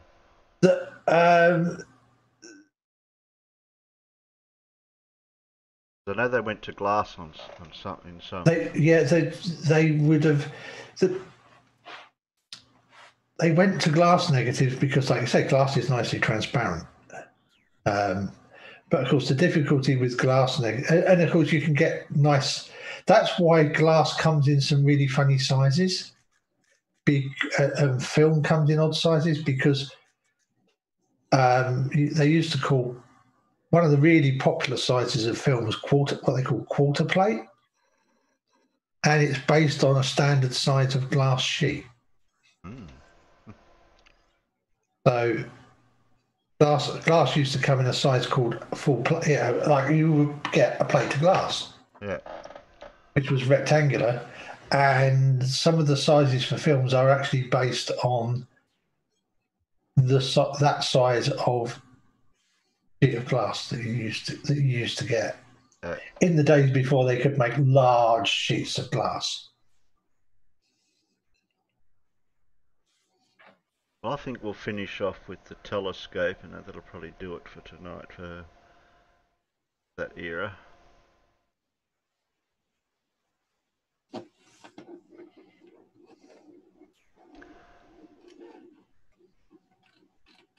We'll wrap it up with the telescope. I think that'll cover all optics up until this. Oh, Netherlands again. There's the word. Yeah, the Dutch were very good with the optics. Yeah.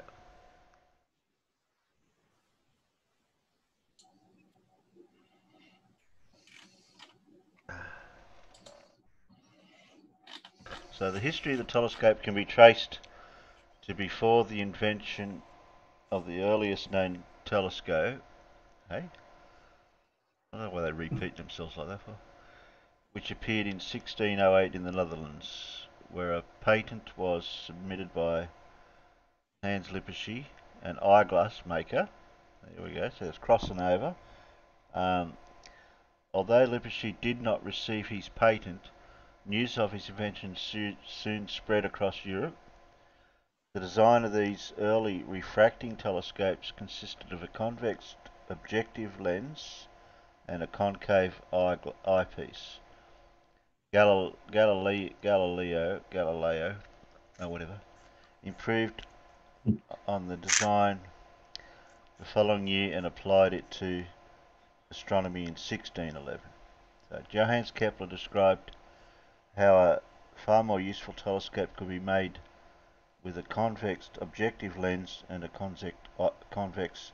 Is an objective lens a reverse of a lens? No, the objective lens is the lens at the front. Oh, okay. But then saying and a convex eyepiece lens. Yeah. So you'd have a normal double convex lens at the front, and then the early telescopes had a. Yeah, I'll get an image of that. Yeah, I'll get an image of that to describe that, Alan, to make it easier. Yeah, and these.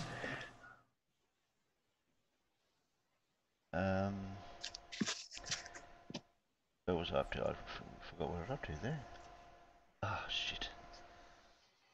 The design of those early refracting telescopes consisted of a convex objective and concave eyepiece. Galileo improved the design following year and applied it to his astronomy in 1611. Johannes Kepler described how a far more useful telescope could be made with a convex lens, objective lens and convex eyepiece lens by 1655. Astronomers such as Christian Huygens were building powerful but unwieldy Keplerian telescopes. Keplerian, yeah. Keplerian telescopes with compound eyepieces. Okay. Yeah. Don't need to take over? Well, it looks like basically, if you'd like to see what the lenses in the eyepiece, in a modern eyepiece, look like. Yeah, we can't go too much further because we're starting to get up into 1700. Yeah, this is what they. I'll see if I can find an image of an actual telescope broken down. Yeah, Terry, I've got a broken down eyepiece in my fingers on my. Yeah, we're looking. If you pin that, you'll get it for us.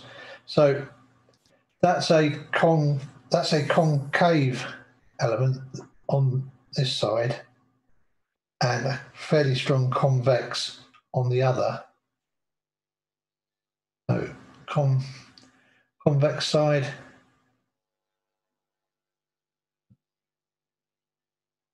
I can see a line around it. Is that one lens or is it two joined together? That is one. No, that's one lens. The line is just the line around it just enables it to be positioned in the holder correctly. Oh, okay, positioning. Because it's quite thick. What they do is they've got the line around it to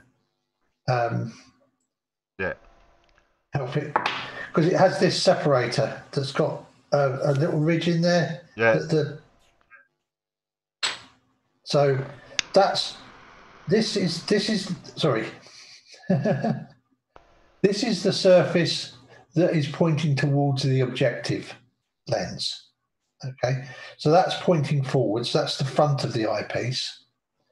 This is, and then and then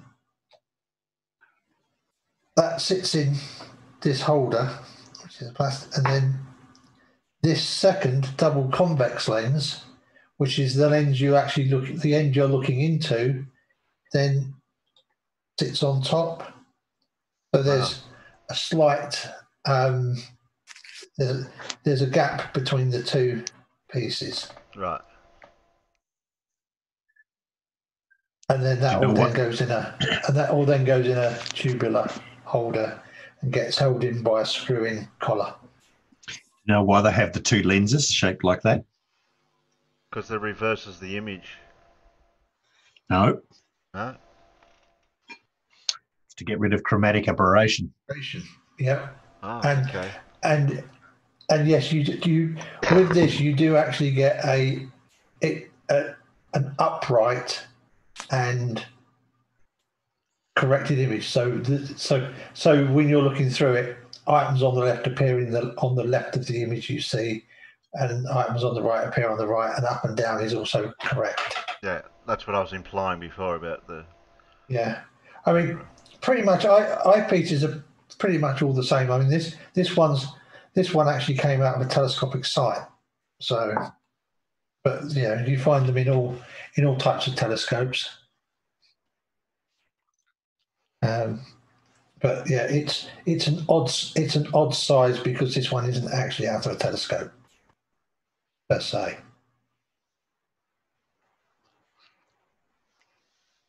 Stop the video. There you go.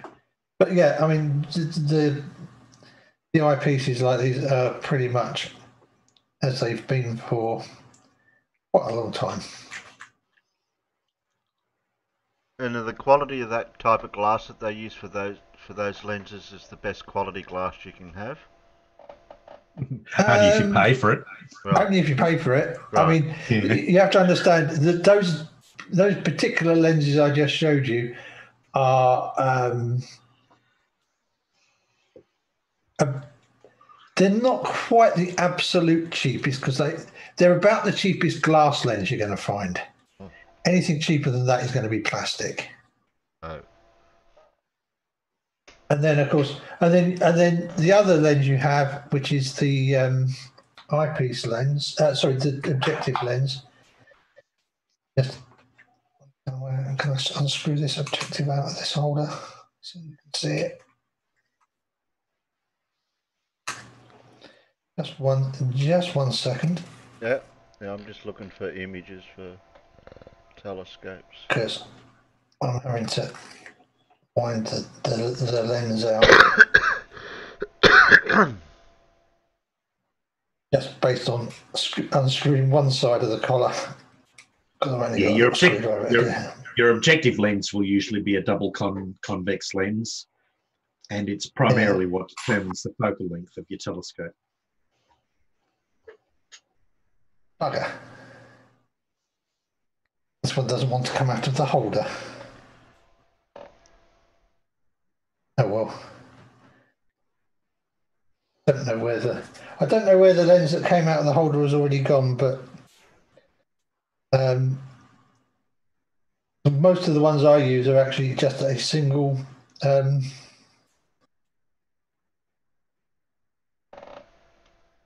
double convex. But as I say, they're not out of telescopes. They're out of well, they are telescopes. They're just small ones with tiny little 40mm objective lenses. But they make not very big. But they make really handy magnifying glass. Yeah, well, they came out of broken telescopic sights. So when I used to work as a shooting instructor at holiday camp, we used to break a lot of telescopic sights. Not beating your students over the head with them, or no. Just because I didn't, because I stopped using them for a while because they were too easy to break. Or because your students didn't learn. No, because they put really cheap telescopic sights on guns, on spring-powered air guns, and because of the mechanics of the spring-powered air gun, they record. You get a double pulse recoil. The whole gun recoils backwards as the piston goes forwards to compress the air, and then when the piston slams into the other end, it makes the gun recoil forwards from stopping the piston.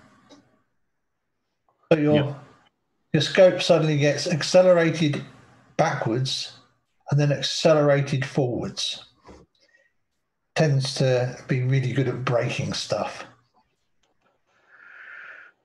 Scopes that you can put on the most powerful cartridge rifles can be broken by a fairly small spring air gun if they're not designed for that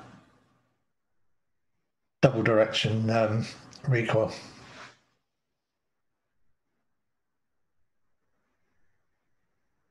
And we're talking, telescopic sights that are just expensive enough that they're using glass lenses. See, most of your cheap telescopes, Terry, will be made from lenses. They'll have an objective lens and an eyepiece lens, and they'll be fairly long. Just like those pictures there. Yeah, and that's a hallmark of a refractor telescope, is that the focal length is determined by the actual length of the tube, because it has to be that long, because the objective lens has a certain focal length and you can't make the tube any shorter than that. Whereas reflecting telescopes, you can make the tubes a lot shorter, and they don't suffer from chromatic aberration as much as refractors do. I have to apologise. I misspoke earlier when I said about it doing the upright and flip. The upright and flip is on a different set of lenses in the middle of the tube.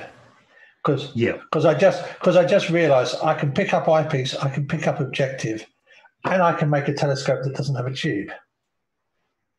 Because I can literally hold the eyepiece in front of my eye and hold the objective lens up and look through both of them and get the telescope effect.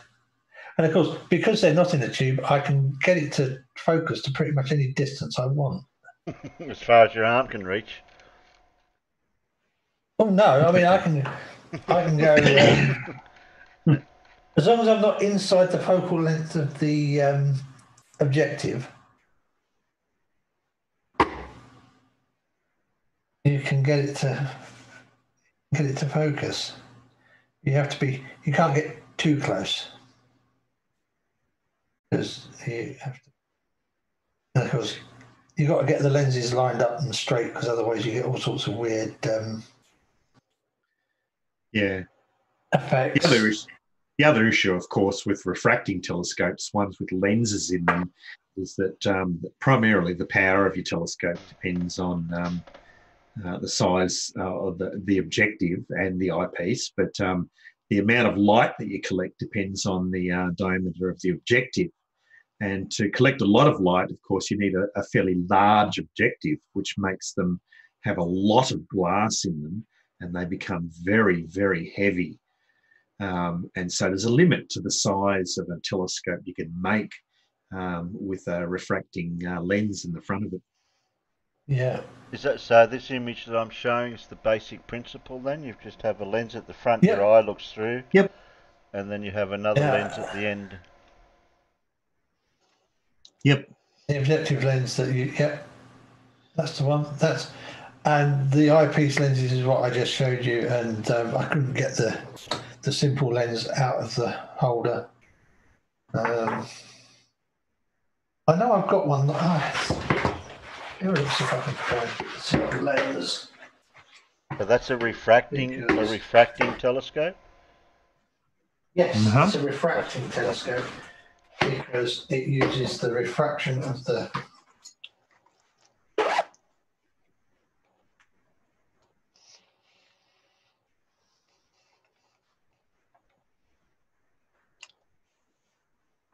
This one's showing a convex lens. Something in the image there. No, that's not a lens. That's a reflecting telescope that uses a convex mirror. Oh, okay. That's not what we want. They are much better because they don't suffer from chromatic aberration because they're not actually refracting. They're reflecting. Oh, okay. Although you can still get a little chromatic aberration through the eyepiece, because obviously it has to go through some lenses in the eyepiece. If you use a quality eyepiece, you'll be limited. But if you use a shitty eyepiece, you'll get chromatic aberration. But if you use a good quality eyepiece, which can cost upwards of like $700 or $800 or more, yeah.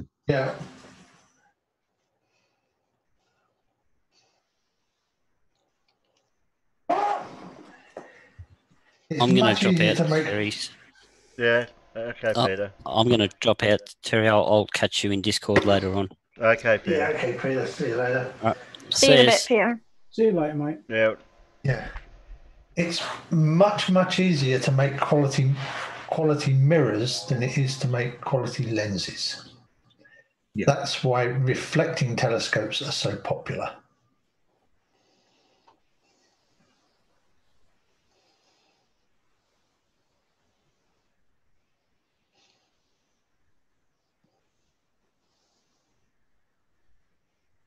Go back.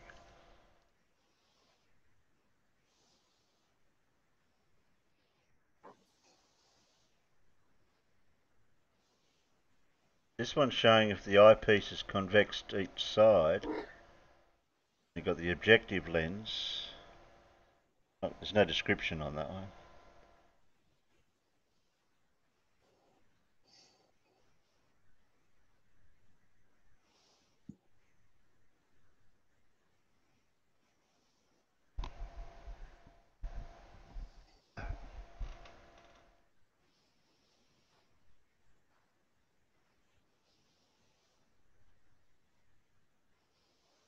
So what we're looking at is basically that one.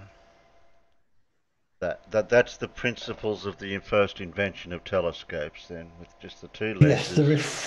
Yes, yeah. Although it wasn't very long after that Newton introduced the first reflector telescope. Yeah, that's what I was just looking at here. I've seen his name written here somewhere. The Newtonian telescope. It wasn't very long after. Here somewhere.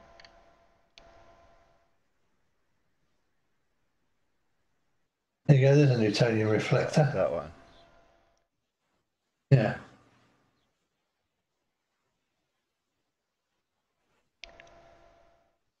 So where were you looking in?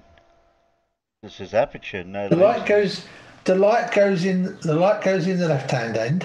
Yeah. Right. Gets reflected off the mirror and focused because it's a parabolic reflector. Yeah. Comes back up the lens and is focused there. Yeah. And what you do is you put a 45-degree mirror in there, so that it then deflects the light out sideways, and then you put the eyepiece. Oh, I get you. Sticking on the side. Yeah. So you basically you look into the side, and it comes up and gets reflected back across at you. There you go. There's that one. There. Yeah, Like I thought I'd seen an image for it. Can I get a better image? No, bugger. I was going to get a big image. that gives you an idea of how it works. Yeah. It works.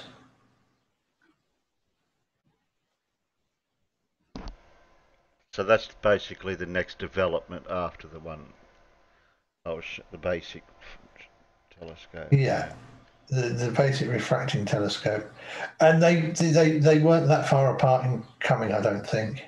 Right. Now with these ones, if you extended the length of the telescope, I thought the extension telescopes of these had 2 lenses where your eye looked through. Yeah, we just saw that. You can have a single one, but the double one is better.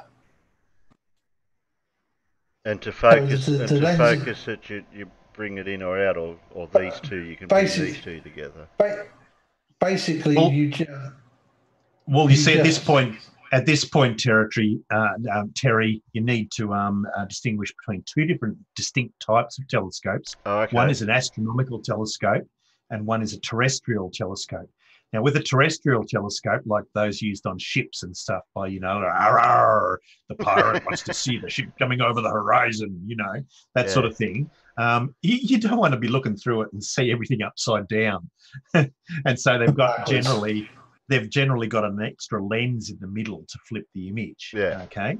Whereas an astronomical telescope, what you're interested in primarily is getting as much light through that eyepiece as you possibly can. And so putting an extra lens in the middle only adds to chromatic aberration and absorption of light through the lens. And so generally astronomical telescopes will be of a simpler design, but you'll get an upside down image through it, which really doesn't matter when you're looking at stars in the sky. But not for a sailor looking out over the ocean. No, that's right. You don't want to see things upside down. Yeah. Well, then you wouldn't be seeing the ship go over the horizon. No.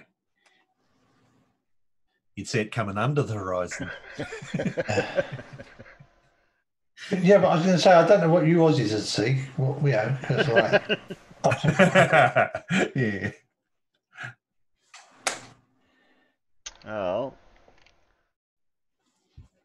I think I don't want to get into that too much because that's getting too modern. I just want to stick to that's where we're up to back in the day. That's when they first. Yeah, that and the Newtonian one. Because, and to say, the Newtonian one works much better for astronomical viewing. They don't really work for terrestrial viewing, though, because it's really because you can see you've got a tube with a mirror at the bottom. Yeah. It's much easier to make a bloody big mirror system because you've only got the one piece and it's at the bottom, so it kind of helps balance it right. You don't hold it up. And it's much easier to make the structure at the bottom strong enough to hold the mirror without it distorting. And then you can polish out the really big reflector at the bottom. It's probably worth pointing out at this point. Which gathers lots more light. Yeah, it's probably worth pointing out at this point too, Alan, that the mirrors that they use in telescopes are different for the mirrors that you use in your everyday life in your house and stuff. With your mirrors in your house and stuff, they've got the reflective surface on the back of the mirror, so the light has to pass through the glass, bounce off the reflective surface, and pass back through the glass. But in the telescope, actually it passes through both surfaces of the glass as well. Yeah, that's right. Hitting the reflective metal at the back. Yeah, that's right. You get and so, ghost images. Yeah, and with a telescope, the actual reflective surface is on the front of the mirror. Yeah. It's the same if you grab hold. If you ever get hold of an old film SLR camera or a DSLR camera, the mirror. Never touch the mirror with your bare fingers because they are also front silvered. Yep. And just touching it with the oils, you will ruin the fingerprint will be on that mirror forever. You ain't polishing it out. And also a really modern one with autofocus. Part of the mirror is what they call semi-reflective, so only part of the light gets reflected back up into the viewfinder, and then part of the light goes through that to then be redirected onto the autofocus system. So yeah, you have to be very careful with touching the mirrors, because well, no, you don't have to be very careful with touching the mirrors, Alan. You have to be very careful with not touching. Not touching. Yes, sorry, that was what I meant to say. With not touching the mirrors. And one other aside, the screen that the viewfinder screen in the top of the camera, they are very often they are made from etched plastic. And they are also incredibly delicate, and it's really easy to bugger them up. So, yeah, it's usually a good idea not to be messing with the mirror or the focusing screen unless you really know what you are doing.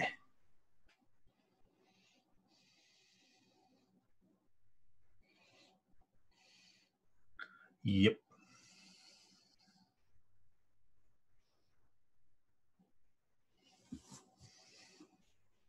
Has Pip got a new story out that we may have missed this week? I've got one here. There's a couple, maybe not play this morning's one because it's got swear words in it.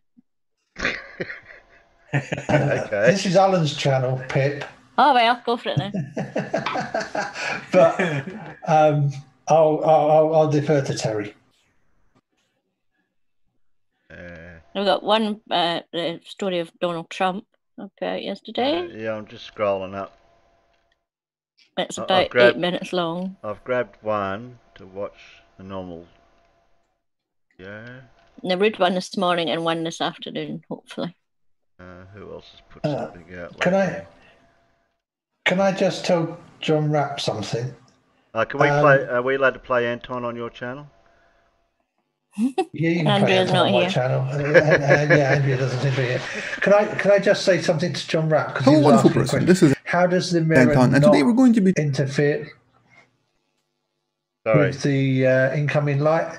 It does, but because of the way the image is formed at the bottom, because the light comes from all parts of the object, you can actually put a quite significant blob on the front element, even on a camera lens, on the front element of a camera lens, you can put a significant blob on the front, and for light at the distance the lens is focused for, you won't even see it. It will affect out of focus light, but it won't affect the in focus stuff.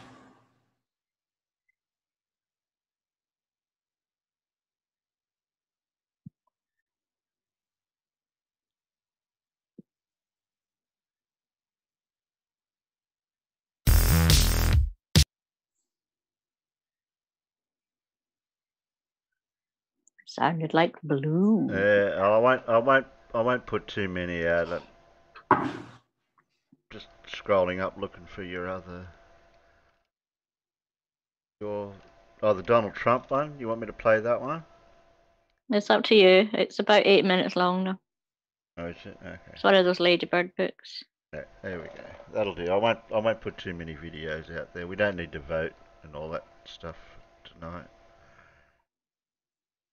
Otherwise we'll be here all night. Oh, there was another WheresWally further back. I don't know where Wally is tonight. Is Wally sub to your channel, Alan?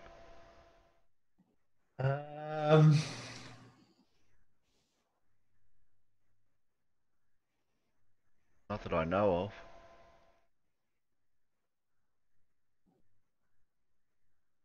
Okay, that'll do. Are you going to mirror this on your channel, Terry? Then people will know where you're going to be. Is. Yeah, I'm going to download it later and then re-upload it onto mine. Cool.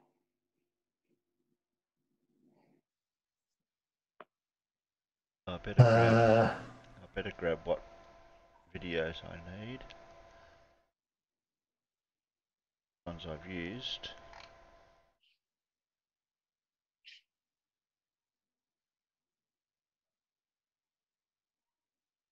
I'll grab them now so I don't forget.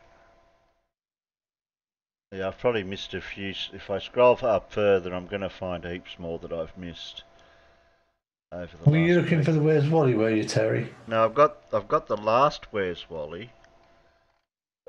Brian's broken brain and D.Marbles lost his marbles. That's the last one, yeah. Yeah, that's the last one I've got. Nope. That's the last one I've got here. And then there's there's a top 3 flat Earth killers, which is 51 seconds. And it's just a teaser mirror from Huge Arse. I think we can get away. And with there's that a one. minute long one of him just saying that Angry Welshman's come back and has just done a job on the level. I'll leave that. Professor Dave had a good one as well. Have you seen it? Yeah, I don't want to play too many. I've got 3 already, plus your story. I think I'll do for tonight. Well, you don't need to worry about my story if you want to do something else. No, I don't want to. Right. Ryan, is that the one is that the numpty that did the one on the aerosol cans? Yeah. Yeah. minus I think 10 that's to it. minus 10 to the 17 pressure. Yeah, Blue had a good discussion. Their favourite. Discussion with him and Jose's the other day. God. Yeah. Oh. Their favourite I don't think he knows what he's talking about. He desperately wants to debate me about relative density disequilibrium. Oh, everyone wants to debate. Everybody wants to debate you, farmers. I honestly don't think I could listen to his voice for more than 10 minutes. Yeah, I said to Blue last night, I can't do it because I'll either lose my temper or I just won't stop laughing at the poor guy. Yeah, I know. But like I said to him in my first response to him, why don't we come on and discuss the tooth fairy? Because the tooth fairy is equally as real as relative density disequilibrium. That was funny the other day in Jose's. Oh, God. No, John Rapp. It was from a reputable media source that struck me, and they don't want to play ball either. They've been a bit of a tight ass about it. But seriously, I mean, someone who doesn't know the difference between 10 to the minus 17 and minus 10 to the 17. Well, I don't. I have to learn that yet about what that means yet. So. He sent me a comment yesterday evening. It's in a comment stream on Jose's stream from a couple of days ago, and he sort of said, "Oh, come on, we can set up this debate." And I said, "There is no debate. You know, you're talking rubbish. It's a non-existent thing." And then we were back and forth all night last night, and it's like, mate, it's not going to happen. I'm not going to debate you on the veracity of a term made up by Anthony Ryan. That's right. It's a simple. I'm fairly certain that's where it came from. I think he came up with it first, and I still fail to see how a ratio, a number that's unitless, can be in disequilibrium. That's right. And for your information.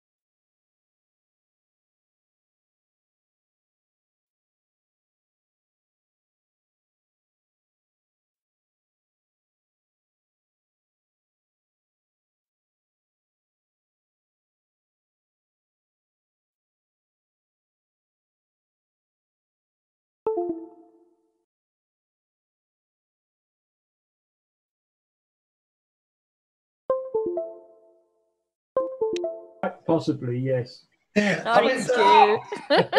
I can actually say the same for Ali B. When he's not, if he's not had a drink and you're not talking about the shape of the earth, you can actually have a really nice. I'm sure I would actually, as long as we stayed off shape of the earth. I'm sure if I met Ali B in the bar and we sat down, we're having a chat and that, it comes across as a pretty intelligent, reasonable guy. I've got me doubts about that one. I don't think I think I'd probably end up glassing him or something. I couldn't.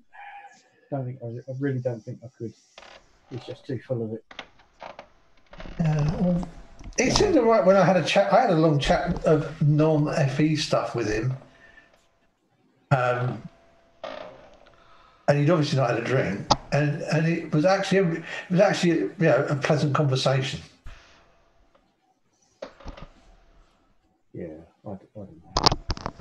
You see, I know how full of crap he is, so that would automatically skew it. Well, yeah, I know. It's like the problem is you've got to not know the other stuff, haven't you? Yes.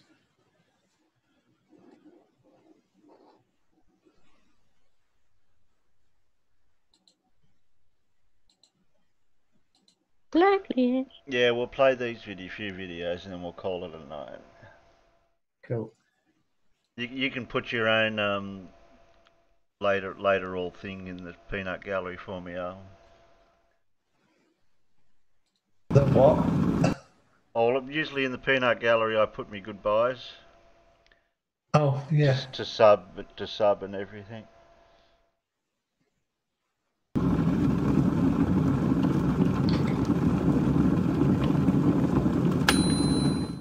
G'day everybody, WheresWally here. Well, today this one's gonna be huge. And by that I mean, I got a flatty who's gonna say some dumb stuff. I'm gonna say some science stuff. Another flatty is gonna say some dumb stuff. And I'm gonna follow that up with some more science, just to show where he was totally wrong again. Hold on to your hats, this one's gonna take a little bit. We've never seen any, there has never been any observation where it was possible to have a gas or atmosphere next to an empty space, or worse again, a vacuum. Empty space or a vacuum? Which is it? Which sucks the baddest? I haven't really given that one much thought.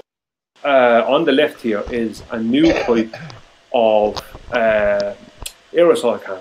This is the traditional one here, where you push down on here and it creates a vacuum which pulls up and out the spray. Vacuum. Now they're both pressurized, but this one here is when you press down, you're pumping air underneath, which pushes this up and pushes out the out through the nozzle. Video on a peanut screen, Terry. Oh no! How is it possible that Brian got both wrong? I haven't really given that one much thought. I haven't really given that one much thought. There's no better explanation for gravity than dropping something out of your hand. Give the peanuts the video and then start it again, because they heard the first bit, and so they can. Yeah. One's gonna take a little bit. We've never seen any. There has never been any observation where it was possible to have a gas or atmosphere next to an empty space, or worse again, a vacuum. Empty space or a vacuum? Which is it? Which sucks the baddest? I haven't really given that one much thought. On the left here is a new type of aerosol can. This is the traditional one here, where you push down on here and it creates a vacuum which pulls up and out the spray. Now they're both pressurized, but this one here is when you press down, you're pumping air underneath, which pushes this up and pushes out out through the nozzle, the liquid or whatever. How is it possible that Brian got both wrong? I haven't really given that one much thought. The only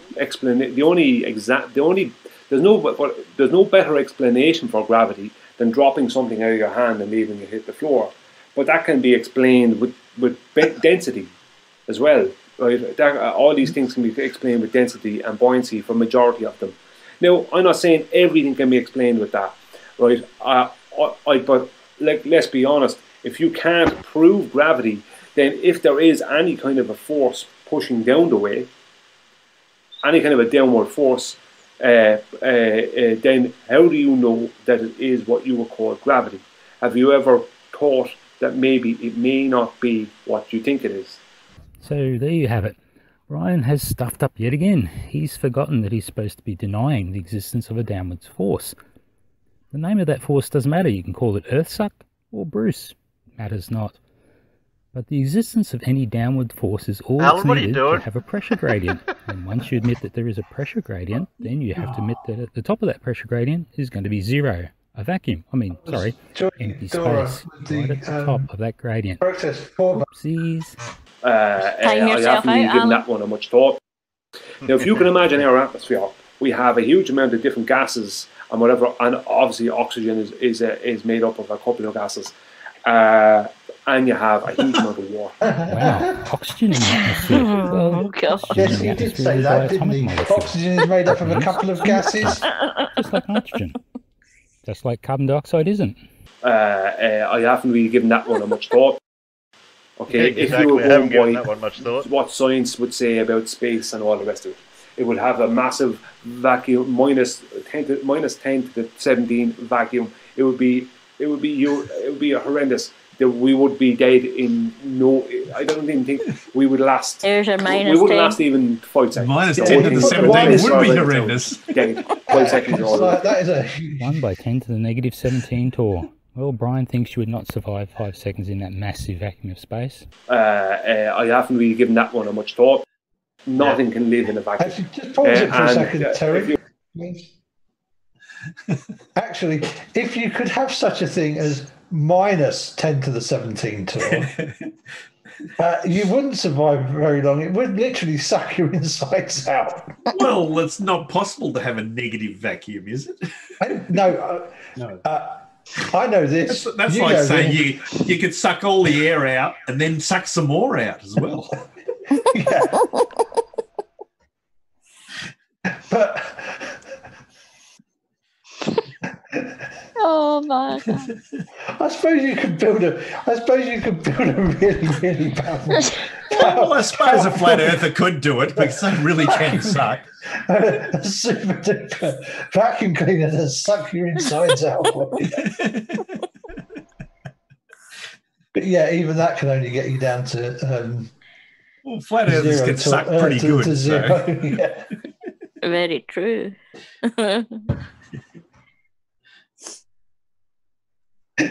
Just as long as it's not Riley sucking on you. Oh no. Oh.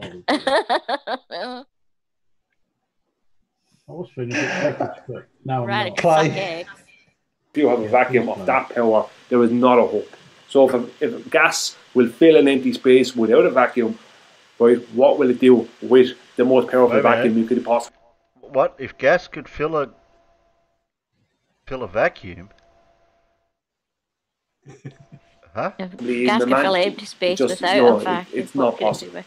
Wow, I was thinking Brian was just using empty space and vacuum interchangeably, but no, he seems to think that these are two different things. Well, I do hope he isn't just thinking that 0 psi is empty space and that a vacuum is the negative pressure. He isn't, is he? I haven't really given that one a much thought. The weight of it is pulling it down. All that dampness is pulling down the oxygen down here to the bottom. That's why we can only see a certain amount of distance out in front of us. If you stand on a beach at the clearest day you can find, you'll still only be able to see a few miles out to sea. There will be a point when the horizon, due to atmosphere, will meet the sea. Or will meet the horizon, the land and sea will meet the sky. But you can only see so far in a straight line. You can only see a certain distance at sea level? Really, Brian? Well, we thought the sun was like thousands of miles away, and you can see that at sea level. I haven't really given that one much thought because I have a lot of things I'm thinking about with it. It's just something a video I needed to make before I talked myself out of it or before I decided not to. I said I just needed to make this. Mate, you really should have listened to your other personality and not made this video at all. It has not gone well for you. I haven't really given that one much thought. But if we're inside a pressurized system, which we are, and there's a pressure gradient, I think my explanation for what I'm giving here is far more logical than anything science is coming up with. Well, enough of Brian being silly, and he's just launched me into my next subject here. Cooling, and more specifically, cooling in space. I mean, it always amazes me that flatties constantly jump on the old bubbles in space to try and debunk the ISS and space and so forth, but they always fail to think about the much greater issues. So I've been waiting for flatties to come up with this problem for a long time, yeah? Think of a spacesuit sitting in space. Okay, it's like sitting in a car in a desert in the middle of summer with the AC off. You've got the perfect insulator, the vacuum of space wrapped all around you. So if you think back to your physics classes, not that any of you probably went to physics class, there's only 3 ways you can cool an object. Radiation, convection, conduction. And 2 of those are out of order because there is no air to do it. So all you got is radiation. And it can't radiate the heat away from you as fast as the heat is coming in from that great big thermonuclear reaction over there we call the sun. So none of those are going to work. How are you going to cool this suit? Well, now that you realise you're going to roast in just a few minutes, how do you think the spacesuit stays cool? Well, the suit is white, so that helps it stop absorbing a little bit and helps it re-radiate a little bit as well. A spacesuit is cooled by a super simple piece of kit called a heat rejection porous plate sublimator. Got my mouth around that one. And this is exactly the same bit of kit that they used on the Apollo capsules and on the lunar landers and on the spacesuits that walked on the moon. Well, how does it work? I'm about to drop some knowledge on you. Well, think about a wet t-shirt for a second. And why is it that we know that this is cold? Yes, we can see it's cold. Okay, you got that thought? Well, evaporation. So the water phase changing from liquid to the vapor sucks up heat to do that phase change. Well, water sublimating, going from solid through liquid to vapor, sucks up even more. It's a double phase change. So what the suit has is a water loop that runs all around the astronaut to their extremities, all over their body to keep them cool. Then that warm water on the return side is then run through the heat rejection porous plate sublimator to cool it again. And what is this magic heat rejection porous plate sublimator, I hear you ask? Well, it's a plate of sintered metal. It allows the liquid water to pass through it. And it has the vacuum on the outside and the 5 psi of O2 pressure on the inside. So the water is pushed through this plate. Water's not sucked through the plate by the vacuum, wake up yourself. It's pushed through the plate by the pressure inside the suit. But once it hits the vacuum, it evaporates, it cools, it freezes, and it seals the plate. And of course, as some of that water disappears, more water flows in behind it, and it keeps the plate really, really cold. So on the inside of the heat rejecting porous plate sublimator is a sheet of ice, and the water runs over that. Very simple, isn't it? So it keeps sublimating and keeps cooling the plate. The liquid then can be cooled on the inside, and the metal conducts the heat to the ice, and some of that ice sublimates. And it stays sealed, and any water passing through the plate freezes almost instantly. But now when it's first turned on, the plate is warm, the water is warm, and it passes easily through the plate. It spits a bit of water over the inside of the airlock. And this is the source of the bubbles that we often see flatties referring to during the initial stages of a spacewalk. It's just water ice spitting out of the, wait for it, heat rejecting porous plate sublimator. So how good is that? How good a cooler is it? Well, it's about 2000 BTU. That's about 600 watts, or similar to a very small room AC unit. And all that is just to cool one spacesuit. Quite easy, hey? Ready? Barely an inconvenience. Okay, well that's enough science for me for the minute. We'll get back into a bit more shortly. Now let's go to the D.Marbles Institute and learn some more, shall we say, science from him. Take it away, D. Says an astronaut plugged the leak on the space station with his finger. The ISS astronauts later used tape and gauze to seal the hole more permanently. I find that to be a little bit ridiculous because, you know, from what we've been told, let me see, there are some strong, serious issues in dealing with holes in, says a corny line. She's like, oh, this sucks on so many levels. I'm like, that was the corniest line in a movie I've ever seen. But anyway, she says that, and then she gets sucked out into the hole, out into the vacuum of space through this little small hole, and she got shredded going through this screen because now there was a screen on top of the hole, and she gets sucked out through that, and you see little entrails and all that. Terrible. But that was an example in the movies of what we're told would happen when somebody is subjected to the vacuum of space. Whenever there's a hole, there's the vacuum, there's the pressurized cabin, air's going to be rushing out, period. Look, there's not going to be any sticking a finger in the hole, and that's just going to be cool. In theory, dude would have stuck his, from what we've been told in these movies, dude would have stuck his finger in the hole, and like his whole arm would have got sucked through, and his shoulder. I mean, it would have went crazy. But okay, so D.Marbles, your turn. Well, firstly, you're using a movie over science. That's strike one. I mean, movies, they take creative license with the plot, you know, and the science. That's what makes them interesting. They twist things a little bit. It's all up to the writers to just try and make a storyline interesting. Secondly, you said the hole in the hull was 2 millimeters. Okay, close.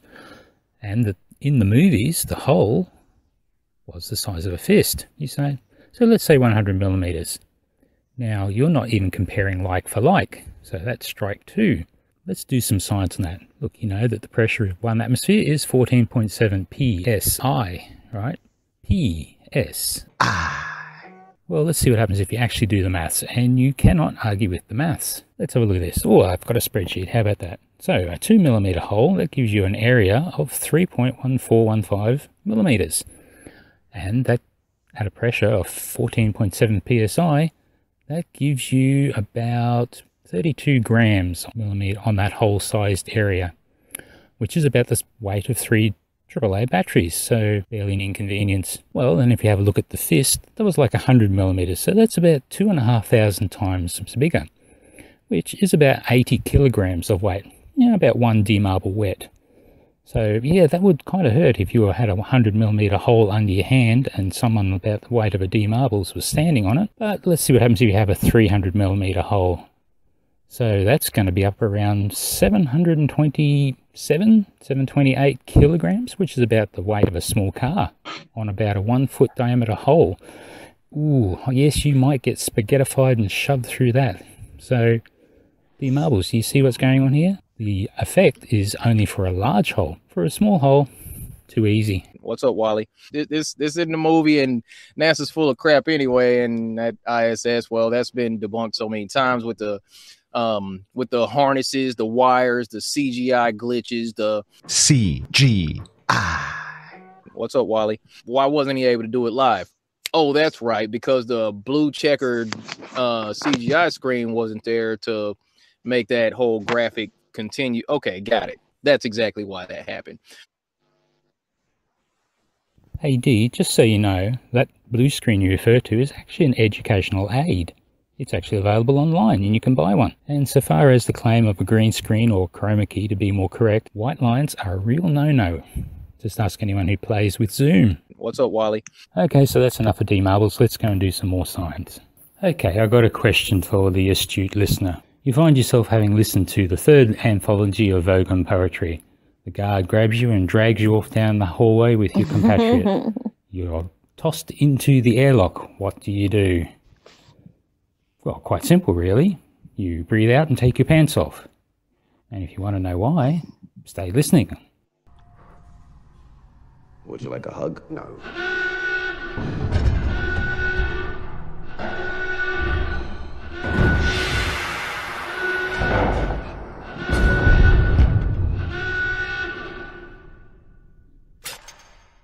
Space, says the introduction to the Hitchhiker's Guide, is big. Really big. You just won't believe how vastly, hugely, mind-bogglingly big it is, and so on. Okay, so from my extensive study using the at least these 3 videos in the link below, and they are really excellent ones on this subject.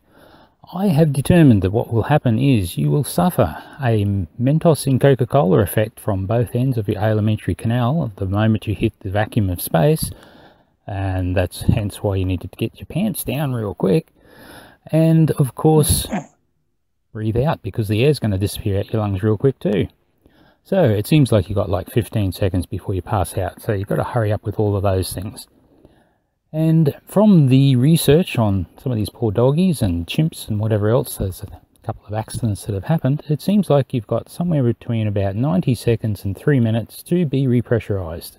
And if you are, apart from a few broken capillaries in your eyes and a few space hickeys, you're probably going to be pretty much okay. And just check out this moon image that Bad Astronomer Full Plate tweeted just before. And I'm just adding this because this is absolutely glorious and beautiful, and flatties have absolutely no idea how to explain this sort of prettiness. Okay, well, that's probably it. We've gotten ourselves... So I think all that's needed now is for the Snark to take it away and sing us out as we watch some Russians. The day the flat earth died, bye, now there's no more that guy. Took on WheresWally, then he ran off to cry. He tried to prove flat earth, but got a poke in the eye. Sobbing, I watched the flat earth die.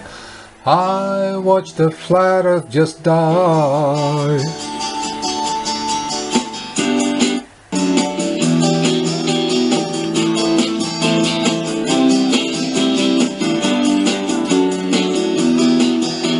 The day the flat earth died.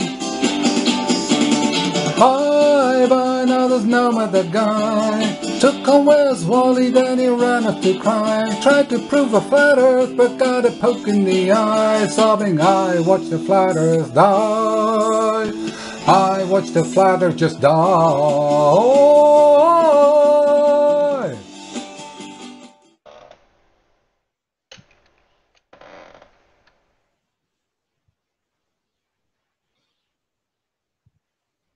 Good stuff. Mm-hmm. That's how Wally always finds a wee catchphrase he can use. Yeah. Oh, we've got a new catchphrase now. Mm-hmm. Everybody wanted to keep wanting me to pause through that video for some reason. I couldn't figure out why.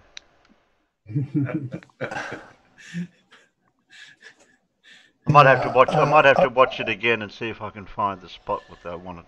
I seem to remember a week ago or so, or maybe not quite a week ago, having to pull up a hoodie, put it on my desk so that I could beat my head against it when you were showing that.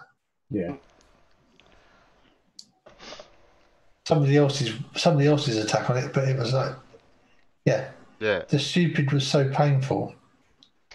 I seem to remember that was what induced me to smash my head against my desk.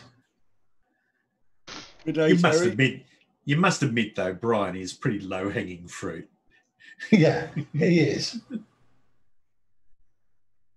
Hey, Terry. Hi, Huey. Hi, Huey. Hello. Good day, everyone. So you're back in business, eh? I'm pleased to see that. Well, yeah, back in business, but I'm hijacking a few people's channels in the meantime for the next few months. So you might see me on a few different people's channels here and there. He's couch surfing. Yeah, couch surfing. That's it. You just call him Nathan Davies. Okay. I'm really pleased you managed to get something going. That's great. Yeah. Well, not everyone's found me yet doing it this way, but hopefully with somebody they'll figure it out. I found you. Well, we've got 28 viewers at the minute, and the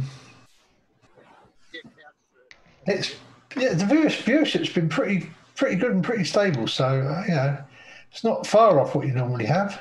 And I got you a couple of subs too. Did that help? Yeah, that really helps get me over 300. I could use your help at the moment.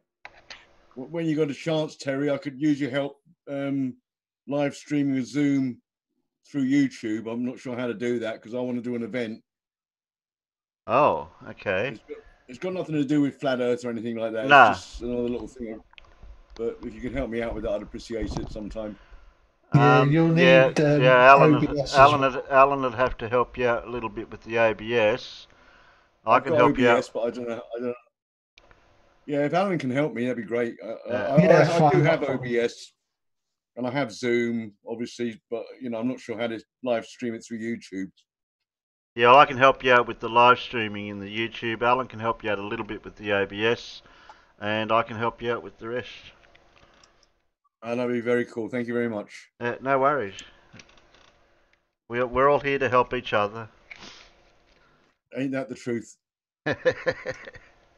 Well, I've got a few volunteers that are helping me out with their channel, so I can't think of who else there was. I think Casual Spaceman said he might be able to. It depends on your internet. If your internet's going to be good enough, that's the main problem we've got. Actually, it doesn't, because none of this is going through my computer, is it? Because you're streaming directly to my YouTube account. Oh yeah, I never thought of it that way. Okay. So it's not like you're sending it to me. What gets difficult is when you're trying to send stuff to Zoom and to YouTube at the same time. Because remember, because when you're doing it yourself, you've got to have a good connection, because you've got to be able to handle what's going to Zoom or whatever sharing platform you're using to do the group meeting. Plus, you're then sending all of that data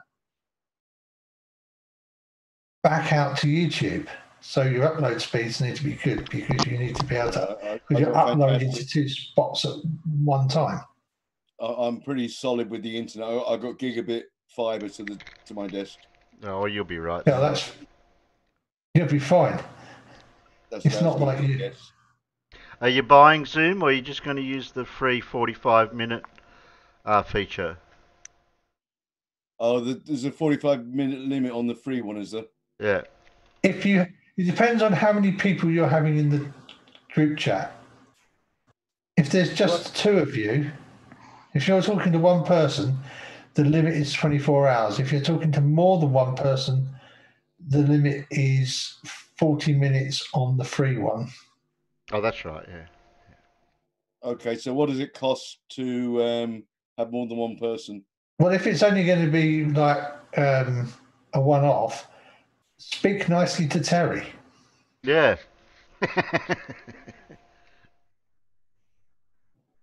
How does that work?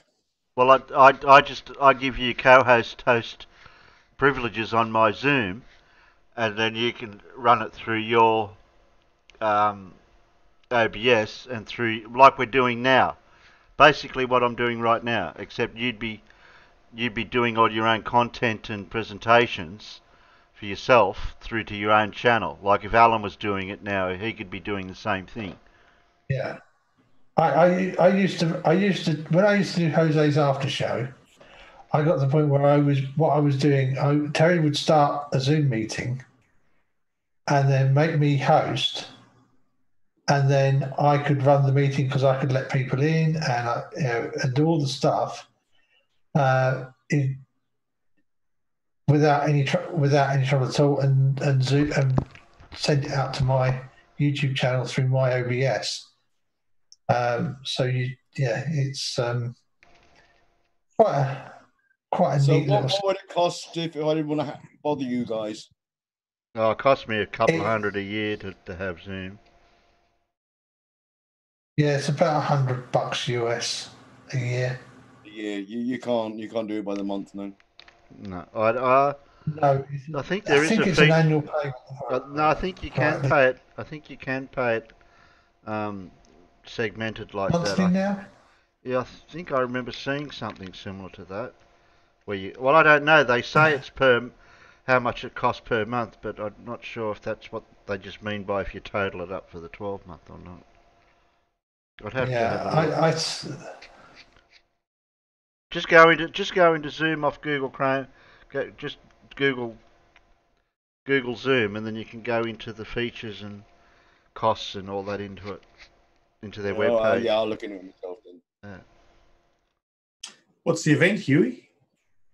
Oh, it's just this backgammon tournament I host once a week. Yeah, that's what I thought it might have been. And it's gained a lot of traction right now because everyone's staying at home, you see. Yeah. So I thought what I could do is have a few people on Zoom giving commentary and then live stream it over YouTube. Because the backgammon client is text only. It's a bit dull, you know. I thought I might add a bit of spice. Yeah. I thought I might add a bit of spice to the proceedings. Yeah. I mean, you could even get to the point where if you've got multiple people with sets, they can play. You each take your turn throwing the dice, and then both of you move the pieces on the boards via webcam. Well, that's all in the interface. You got the game window and it's actually sorry, it's online. It's not a. Yeah. I'm thinking of. So what you can. I'm thinking of. It'd be like playing Quiplash. Yeah. Sorry,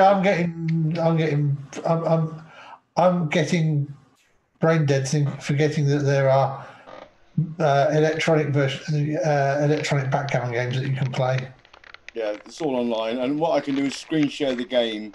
You know, the backgammon board, so everyone can see it, and then we can just comment on what's going on. You know. Yes. Can you do it on Hangouts? Google Hangouts. Well, that costs as well, doesn't it? Oh, Google Hangouts. No, I thought that was obsolete. No, it's free. I was using it the other day. Hmm? It's not gone. Oh, really? I thought Meets superseded it. No, it's still there. I had it loaded up the other day. You can even. I mean, now that Discord now give you webcam and screen share in Discord, yeah. Discord voice channels. You can even do it in Discord now. You could, but I mean, it'd be difficult to screen share the game, though, wouldn't it?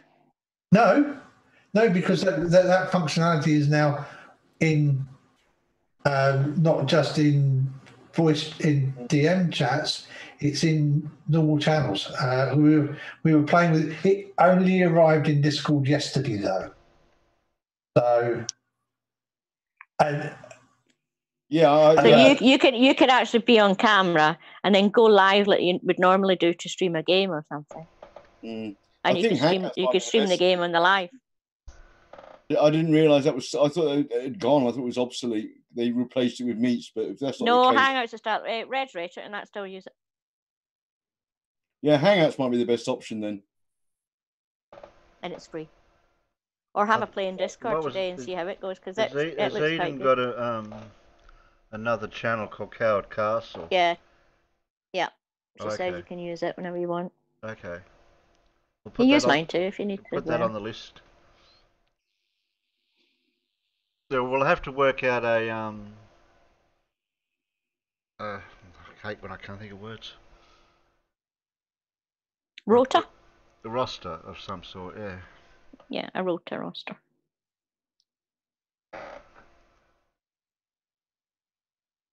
Because I don't know what nights Alan can, if Alan can do me Saturday, if Alan can do the Saturdays and Wednesdays main one. Yeah, that's not a problem, Terry, because, well, as you saw, we can set it up in, because I need to hit the start and end stream button, don't I? But other than that, that's not a problem. Well, I'm willing to help out if I can, Terry, if you want me to host. I just haven't quite sussed it all out yet, so it might not be a good idea to me, but I could give you all my YouTube details and help yourself. And I believe YouTube has a function where I could possibly make Terry an admin and then he'd be able to do the streams anyway. I think then I just have to set the stream up for him, and he can run the stream himself. Yeah. So I'll look into that. But Hugh, after this, go into Discord and have a play around. You'll see what it's doing now. It's quite good. Yeah, we can. You can see everyone's avatars. Yeah, we plus can do. You can go yeah, live. we can do different things in there now. Yeah.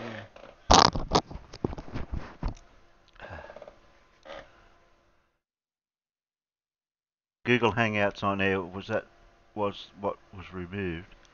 Yeah, I know Google Meets, wasn't it, or Google Hangouts? Or Google Hangouts, something was stopped, but that's Google Hangouts is still working. I think it was the fact that you could put Hangouts directly to YouTube without needing something like OBS, which was Hangouts on Air. Hangouts on Air allows you to just stream Hangouts directly to YouTube. I think that's the bit that's what's stopped, right? Yeah, but no, Hangouts is still there, Huey. Definitely is, because I was in it the other day.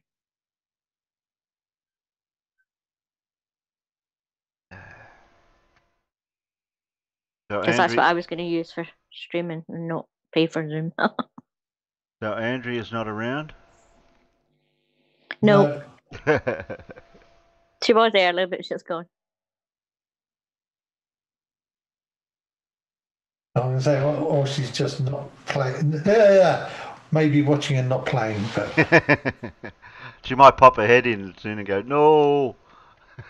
Damn, I forgot to fire up the soundboard. Yeah, I know, we're on your channel and you haven't even got your soundboard going.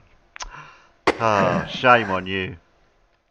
Anyway, we'll watch Anton. Oh, he goes for 11 minutes, so happy. Oh, this is not the one I wanted to watch. I wanted to watch a different one. So this will do. We'll be talking about one of the first ever discovered exoplanets that actually turned out to be something a lot more exciting, but not a planet. So let's talk a little bit more about Fomalhaut, and welcome to What the Math.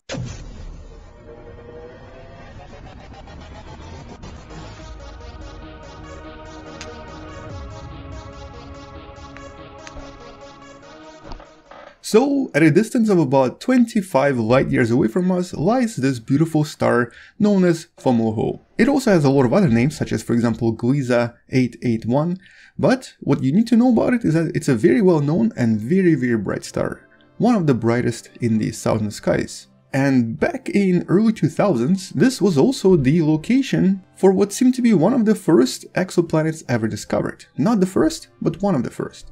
Back then we didn't really have many discoveries when it came to exoplanets, and even though today we've confirmed over 4,000 already, with at least 5,000 being confirmed as we speak, in early 2000s this number was in basically single digits. And surprisingly, Fomalhaut was actually really unusual in that it seemed to have been one of the first directly imaged exoplanets, basically a planet that we were actually looking at directly and seeing it with the Hubble telescope. But this is very unusual, mostly because pretty much every other exoplanet since was actually really difficult to see directly. We've only managed to see them generally when they pass in front of the star and basically block the light. This is how we discovered most of these over 4,000 exoplanets. So it was obviously a little bit unusual that Fomalhaut was quite visible, and this unusual brightness did create a lot of questions, but for the most part scientists just thought that maybe it's basically surrounded by an extremely large dust cloud, or even more likely some sort of an extremely large ring, similar to this unusual exoplanet known as J1407b. So what exactly is happening here, and what did we just discover? Well, what the scientists just discovered is actually something even weirder. And the reason it's weirder is because we've never really thought of seeing something like this.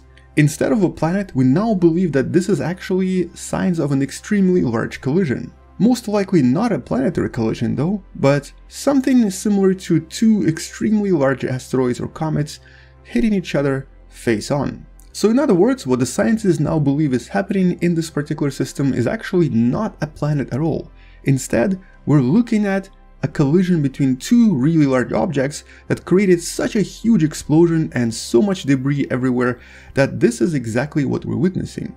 Now there's actually a little bit more to this story, but in a nutshell, this is what the scientists recently discovered. Essentially, back in 2004, when it was originally discovered, the brightness was really high, but as the scientists kept looking at this object throughout the years, this is what seemed to have been happening. The Fomalhaut B planet slowly dissipated and actually is now completely gone. And if we try to look at it today, there seems to be absolutely nothing there, which is exactly what happened when the scientists used the telescopes to try to observe at what's happening with this planet right now. Which, of course, in other words, suggests to us that this was never a planet. This was actually signs of a really large collision that we kind of witnessed in real time and didn't really know what we were witnessing until basically literally 16 years later. And this is probably one of the coolest discoveries or rediscoveries of 2020.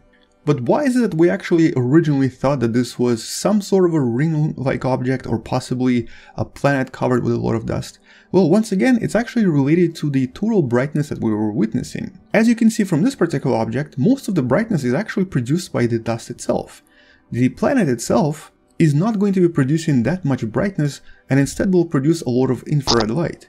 And in this particular case, the actual visual brightness was much higher than the infrared brightness, which was very unusual. It was difficult to explain, but back then scientists just thought that maybe this is how planets are all going to be like, especially in certain exoplanetary systems. And you can't really blame them because back then we didn't really know what we're going to be discovering in the next 16 years. And so now, especially because we've discovered so many other exoplanets and because we were able to actually even physically see many of them, we now know that what we were looking at originally was kind of weird, and it especially did not make sense after so many other observations from other exoplanets. And what's really interesting is that a few years ago, this particular planet, because it was basically one of the first discoveries, even received an official name. It was supposed to be known as Dagon, the so-called half-man, half-fish god, which has also been popularized by the very popular H.P. Lovecraft short story by the same name. Now, all of this is kind of disappointing, I guess, simply because we now basically have to erase this planet and take back its name and possibly give it to something else out there. But this is how science works. We discover things, sometimes we get it wrong, but when we do get it wrong, we usually discover something else absolutely incredible. And actually today we're almost absolutely certain that this planet does not exist, simply because the infrared observations of this particular region revealed no planet whatsoever. They only revealed the disk that you see around the star, which does make this particular star system a little bit unusual as well. Even though it's over 400 million years old, it seems to possess this unusual ring, which to some extent does actually look like the Kuiper's belt, but it's a lot more populated and there are obviously a lot more different things going on here, including various collisions between relatively large objects, which we've obviously witnessed. And although currently the scientists predict that such events usually occur around every 200,000 years, so in other words we could have gotten lucky, we might need to recalculate this and possibly dramatically increase the chances of seeing another similar collision sometime in the next several decades. It obviously might be much smaller in proportions, but for all we know, we could discover another really unusual collision that we never really expected, simply because we've seen at least one already. Now, in terms of the actual size of these two objects, we currently speculate that they were approximately 200 or so kilometers in diameter, probably around 120-130 miles. And this puts them sort of in the range of a typical relatively large asteroid in the asteroid belt, similar to this object right here, Pallas. Now, obviously, when these two objects collided, it was probably at really high velocities, and the amount of debris they created very likely shredded them apart completely. So unlike this collision that was actually really soft, the real collision very likely heated up the object so much that they left nothing but really tiny micrometer-sized particles that essentially resulted in what we're seeing right now, or used to see until relatively recently. So basically, it kind of destroyed both objects, creating this really large, really bright cloud with practically no infrared signature in the middle, which means that no object ever existed there to begin with. And the current estimates for the size of this cloud right now are equivalent to about possibly 2 astronomical units, or basically approximately 300 million kilometers across. So it's a really big cloud, and it's very likely something that we'll unfortunately never really see again. Mostly because it's kind of spread out by now. Now, we obviously don't really know if anything was left in the middle, but it's very likely that if it was, it's going to be almost impossible to find simply because of the size of the objects involved. And although originally we've always used the Fomalhaut system as a kind of a test ground for how we think planetary systems form and evolve over time, we now are sort of questioning this simply because of what we just observed. But obviously there were also a few things we've learned from this observation. One of them is that it seems that these particular collisions result in an object that then escapes the star system. As we see from this particular observation, the solar pressure seems to actually push out and sort of expel the dust from the star system, suggesting that maybe signs of these collisions disappear pretty quickly in all of the different star systems, including our own. At the same time, we think that the original collision probably happened around early 2000s, maybe even 2000 or 2001, and it's also very likely that we just missed it by maybe a couple of years or so. So what we're looking at right here in 2004, that's essentially the possibly year or so after the original collision that created the explosion. Or maybe even a few months after, although currently it's really difficult for us to tell by how much we've missed it. Which of course also implies that we could have witnessed that collision right as it's happening if we kind of looked at this area a little bit earlier. But you never know, we might get lucky again, we might be able to see something similar happening in the future. But unfortunately for now, that's kind of all we know. So in a nutshell, we didn't discover a planet, and we didn't really discover anything new here other than almost witnessed a collision between two really large objects. And what we thought was a planet turned out to be just a dust cloud from a really large, really massive collision. Now, whether one day we witness something happening in real time or not is of course another question, and it's all a question of how many telescopes we have observing the skies and how many new projects we have going on, similar to the famous James Webb telescope. But until James Webb becomes operational and until we start observing more of these stars, unfortunately we're kind of left with these images from Hubble telescope of the really cool event we clearly missed by just a little bit. And so honestly, this is probably the coolest mistake we've ever made, thinking that this is a planet, but it's something way cooler. On that note, check out the study in the description below, subscribe if you still haven't, share this with someone who loves learning about space and sciences, and maybe consider supporting this channel on Patreon, because it does help me quite a lot. You can also support this channel by buying the beautiful wonderful person t-shirt that I'm wearing right now, that you can also find in the description below. I'll see you tomorrow, thank you for watching, space out, and as always, bye bye. Bye. Bye bye. Bye bye. Space out. Very interesting. Hi. So, was it a planet or it wasn't a planet? Wasn't. It was never there. Nothing to see here. Move along. Move along.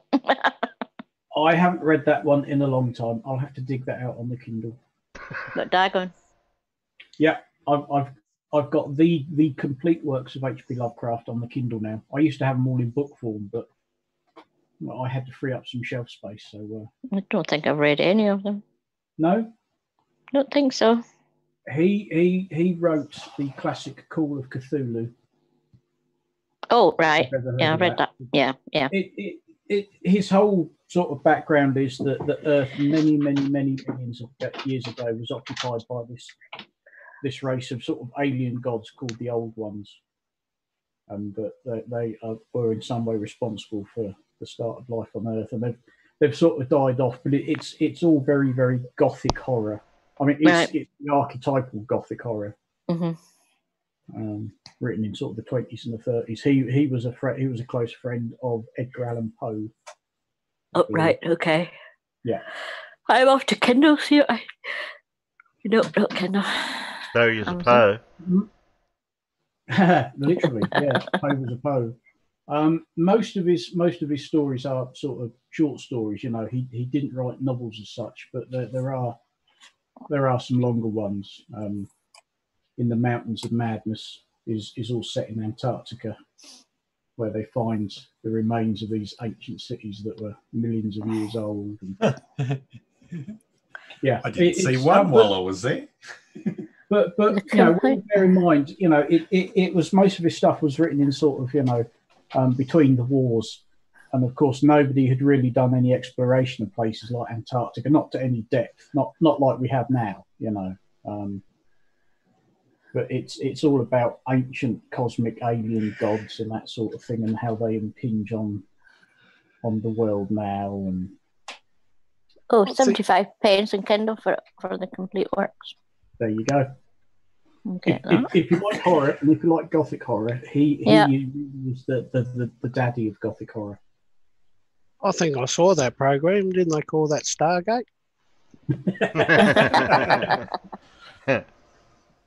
I'm trying to. I think they've just recently, within the last few months, done a film of one of his short stories, starring Nicolas Cage, called "The Color Out of Space." They've tried to do his stuff before. There was an old sort of schlock horror thing called Herbert West Reanimator, and that was based on one of his stories. But nobody's ever really done him any justice, because some of his stuff is quite horrific, some of it. John said, bloody Earthlings don't know what they're looking at. It was a Death Star test. This battle station is now fully operational.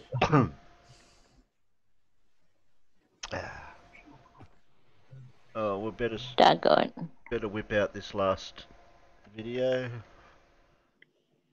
Are you just gonna whip it out? Oh, whatever you do. That's here. Hey, there we go. We'll make this one the last one.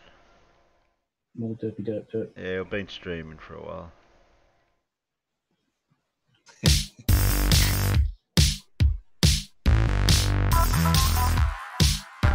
Hello, Blue. Hello, everybody.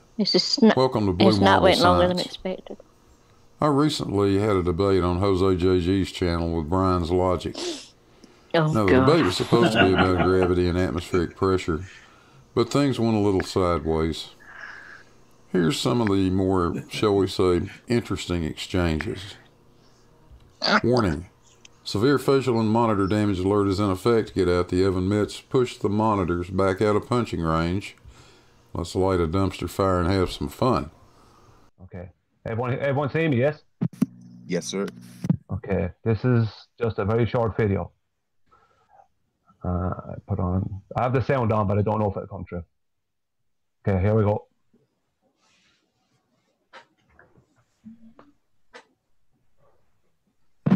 There's no audio, but we see the video. Oh, yeah. Yeah, we've seen this one many times.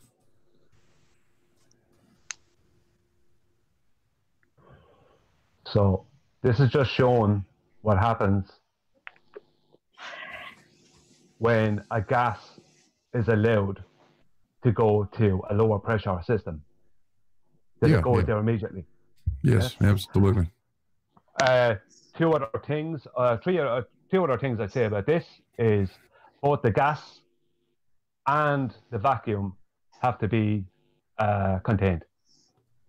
That wouldn't have been possible to do without containment for the vacuum or the gas. No, you couldn't. That's exactly right.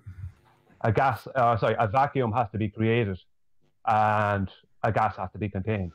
And you can't create a vacuum and not contain it. So that's really all I have to show. That's my opening.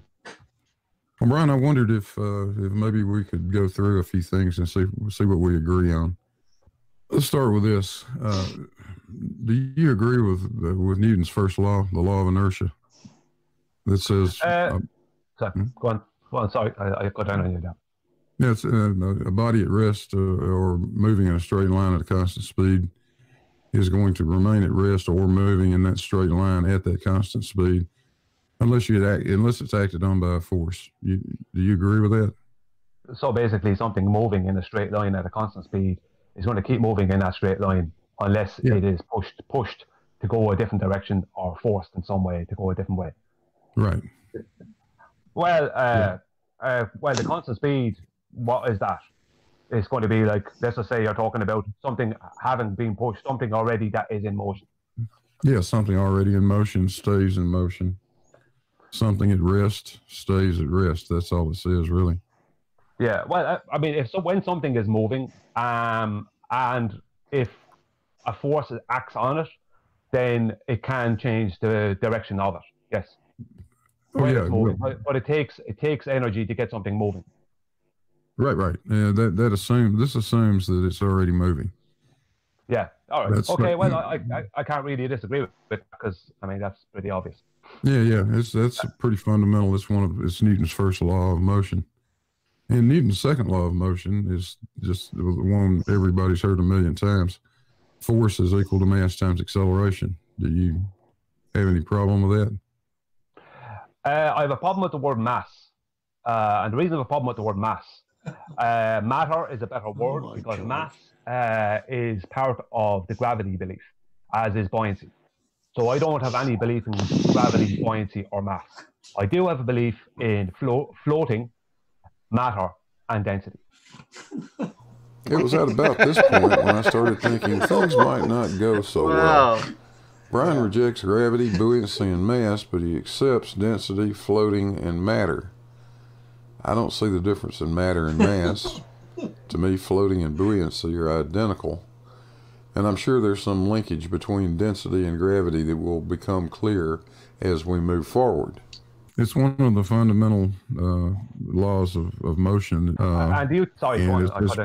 It's typically pretty much indisputed by either side of this argument. I'm not. Look, I don't watch a whole lot of science lectures. I did watch some of them, but I don't watch very many. But supposedly, now, as I said, I don't watch very many. I didn't watch this one, but supposedly Richard Feynman said that his laws of motion were wrong. Richard Feynman was not disagreeing with Newton. He was talking about Rutherford and pointing out that Newtonian physics do not work correctly when you try to apply them at a subatomic level. That's what quantum mechanics is for. This is what he actually said. Anyway, don't forget you had Rutherford, so it's okay. Anyhow, he had a theory he developed our understanding of the atoms as having a tiny core, it's very heavy, with the particles going around it, electrons.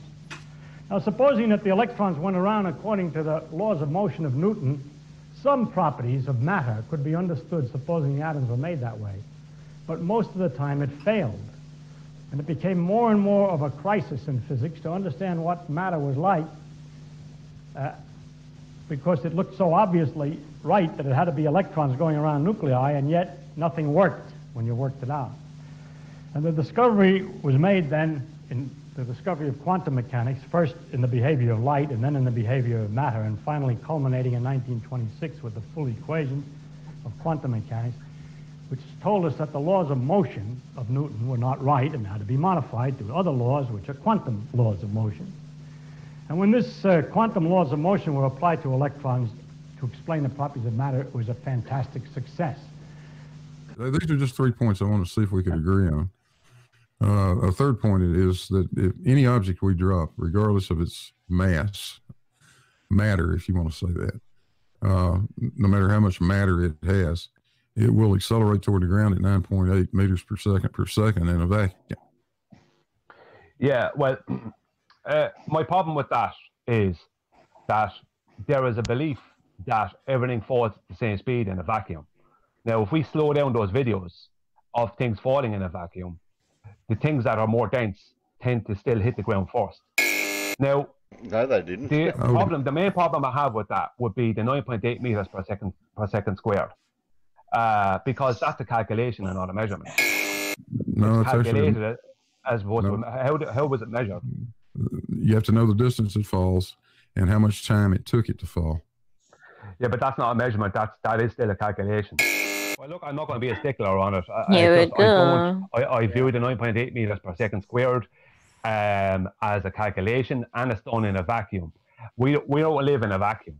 We live with gas pressure. We live in a living environment, whereas a vacuum is a dead environment. We don't live with gas pressure. So that would be my other issue with it. That is a point, but understand the reason for stipulating in a vacuum, and that's because the atmosphere we live in is bound to produce air resistance, and so if you have a very light object that has a lot of surface area, it clearly is going to fall slower than a more dense object that doesn't have as much surface area. Well, guys, we have this screen share for 20 minutes, and we kind of almost over with this one screen cap or what? Yeah, let's. We can move on. Move on. So these are okay. Yeah, this is good. Yeah, let's see if we can get beyond this. Let me just move to something else. Okay. If we take a ball, an object of some sort, little red thing, we'll call them mass, this little red thing here, and we lift it some distance off the ground, and we let go of it. Yeah. According to the law of inertia, it's at rest. It's not going to move unless a force is applied to it. Some force has to be applied to it to get it to move toward the ground. This is what you're saying. Yeah. It needs a force to move towards the ground. It has to have a force to move toward the ground. It cannot move out of its position unless we apply a force to it. That's the law of inertia. Yeah, well, I would disagree with that. I thought we agreed that the law of inertia was a good law. Well, where do we talk about the law of inertia? The other day. Hi, I'm Tom. Huh? Henry. Hi. Marlon. Tom lost part of his brain in a hunting accident. His memory only lasts 10 seconds. I was in an accident? That's terrible. Don't worry, you'll totally get over it in about 3 seconds. Get over it? I mean, what happened? Did I get shot in the brain? Hi, I'm Tom. The very first point we made. Go back to it. Go back to it. You're talking about but you were talking about an object that was already in motion. No, a body at rest will remain at rest, or a body in motion will remain in motion. Yeah, but that doesn't. Yeah, but I was talking about a car not moving or a car moving. I'm not talking about dropping something. That's a different thing. No, it's exactly the same. And inertia is inertia. Yeah, but that's not what I was talking about. And as I said, Richard Feynman possibly said that he was wrong about it. I would say that has to be wrong. I was talking about a car either stopped, right? Unless someone pushes it, it will stay stopped. If it's moving, it won't change its course from a straight line unless someone makes it change its course from a straight line. There is no viable scientific hypothesis for gravity. And there's certainly no hypothesis test for gravity. There's no viable scientific hypothesis for gravity. And there was no hypothesis test for gravity. Yeah. This never happened. Brian. Yeah. Let's go back to what Newton actually said. Okay. Hang on. Something is causing an effect. Yeah, density. Something is causing it. Well, we nearly said gravity. Yeah. I don't agree with that. I absolutely reject that. That's not what it is. Right. Calculate it. Determine the amount or number of something mathematically. Similar, compute, work out, reckon, figure, enumerate, determine. To calculate. Okay. That the word measure is not in there. Well, I can get other definitions if you want. No, that's fine. I understand. I understand perfectly. What is the problem with this? Is that calculation? I'll show you. I'll show you what. Right. Measure. 1 second. Yeah. I know what measure means too. So do you. We don't need to do all this. Yeah, but I just want to point out something with measure. Ascertain the size, amount, or degree of something by using an instrument or device marked in standard units. That's what I'm talking about, the difference between measure and calculate.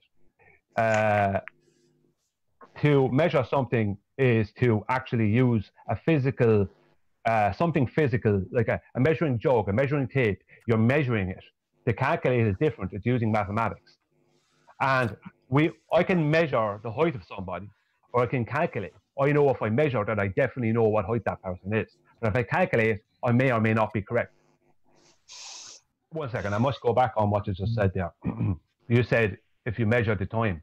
You can't measure time. Time is a concept. You can't measure a concept. So we don't have watches, clocks, timers? We do have clocks and watches, but they're not. Time is not a physical thing. You can't measure time. Well, no, you can't. You can. I know what way to. You can calculate the time. Can't measure it.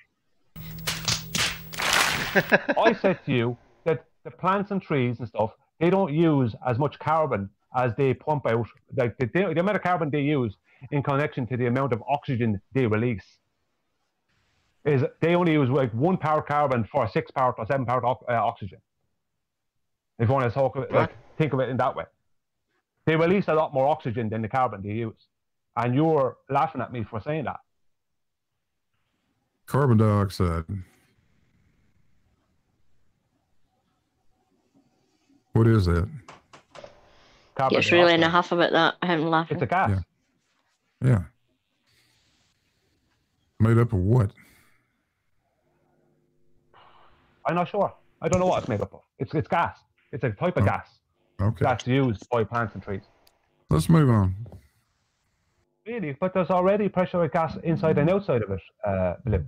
I'm sorry. How do you have the not. pressure outside of it? How do we have the pressure outside? The pressure that was already inside, the gas pressures that were already inside and outside the pipe, how are they there? Well, I'm glad how do you have them? I'm glad you asked. Okay. Atmospheric pressure is simply the weight of the column of air above you. Weight. Think about it. Think about it. Think about how it. Is gas weighed? How do you weigh gas? There's several ways you can do it. In fact, you can do it yourself if you want to. You can weigh the weight of the air in a balloon if you want to. Yeah. So to weigh gas, you have to put it into a container. You weigh the container, then you add the gas, then you weigh it again, then you subtract the differential. That's how you weigh gas. Yes. That would be a way. Yeah. But you're talking about atmospheric pressure. Wait a minute. Let me finish answering your question about atmospheric pressure. Imagine that you've got. Just draw on a piece of paper a square about 1 inch on each side, 1 by 1. That's 1 square inch. The pressure at sea level that we feel is 14.7 pounds per square inch. That means that there is 14.7 pounds of atmosphere above you, above that 1 square inch. That's all that means. That's where atmospheric pressure comes from, Brian. It comes from the weight of the gas. The weight of the gas is a function of gravity, of gravitational acceleration. Stop scattergun with nonsense. Does gas have a linear downward force? Well, we're going to leave this now. There's more than 2 hours of it over on Jose JG's channel, and a link to that will be right at the top of the description. So go visit Jose, give him a like and subscribe if you would. He's got a good channel. And with that, all you flat earthers out there, remember this. When we say, how stupid can you be, that is not a challenge. That's a question. That's a question. Hey, don't forget to hit the like and subscribe here too. And click that little bell if you want notifications. A link to our Patreon will be in the description as well. And with that, hey hamsters, take us out of here. Alan! Alan! Alan! Alan! Alan! Al! Alan! Alan! Alan!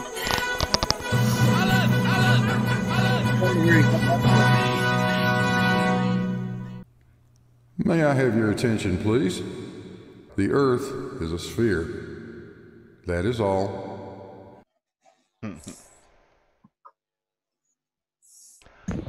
I wonder where he got that from. Oh dear.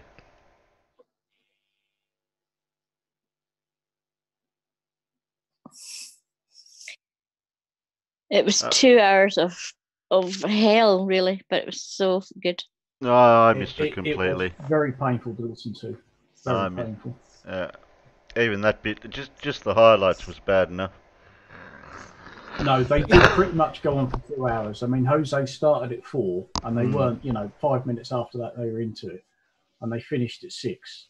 And then Brian straight away sort of spammed the comments with umpteen comments. Says, "Oh, I didn't have time to ask any questions." You had 2 hours. Because I said you had 2 hours, and he said, "No, I didn't." I said, "You started at 4 and finished at 6. That's 2 hours." And I didn't even have to calculate that, you know. You measured the time it took. That's it. Time isn't real time. Digital watches calculate it for you. They don't. I said, well, what about my analog watches? I don't have digital watches. How do they calculate it? There we go. He's truly fallen down that QE Oakley Riley rabbit hole. Bless him. It just reminds me of that favourite saying of mine that if you make something idiot proof, that evolution will create a bigger idiot. Wait a minute, I'll grab another pen. Wait a minute, I'll grab a pen. I'll write that one down too. Somebody will always come along and prove you wrong. Yeah. Yeah. Oh well, that'll be about it then, Alan. Oh, sorry, Scott. Go, Scott. Fine. No, it's fine. That's okay. I'll talk later. Good night, people. Yeah, we'll be over on Discord for coffee and cake after this. Thanks for letting me use They're your channel. not people. They're peanuts out there. They're peanut. I don't know what Alan calls his spectators out there. Oh no, they're peanuts for this show. Okay. Thanks, Alan, again Good for night, letting me Peanut. use your channel for tonight. This Pip, and Gravity Guru, Palmer, Scott, and Huey. Thanks, Peanuts. We had a casual spacehead out there, but he couldn't join for some reason. You got a note from your mum? Yeah. John. I'd like to think that Alan has scorched. I'd like to think that Alan has scorched almonds rather than peanuts. Okay. Okay, guys. We'll say goodnight to the scorched almonds then. Good night, scorched almonds. Good night, scorched almonds, peanuts. And anyone who might still be a peanut. Yeah. Good night, everybody.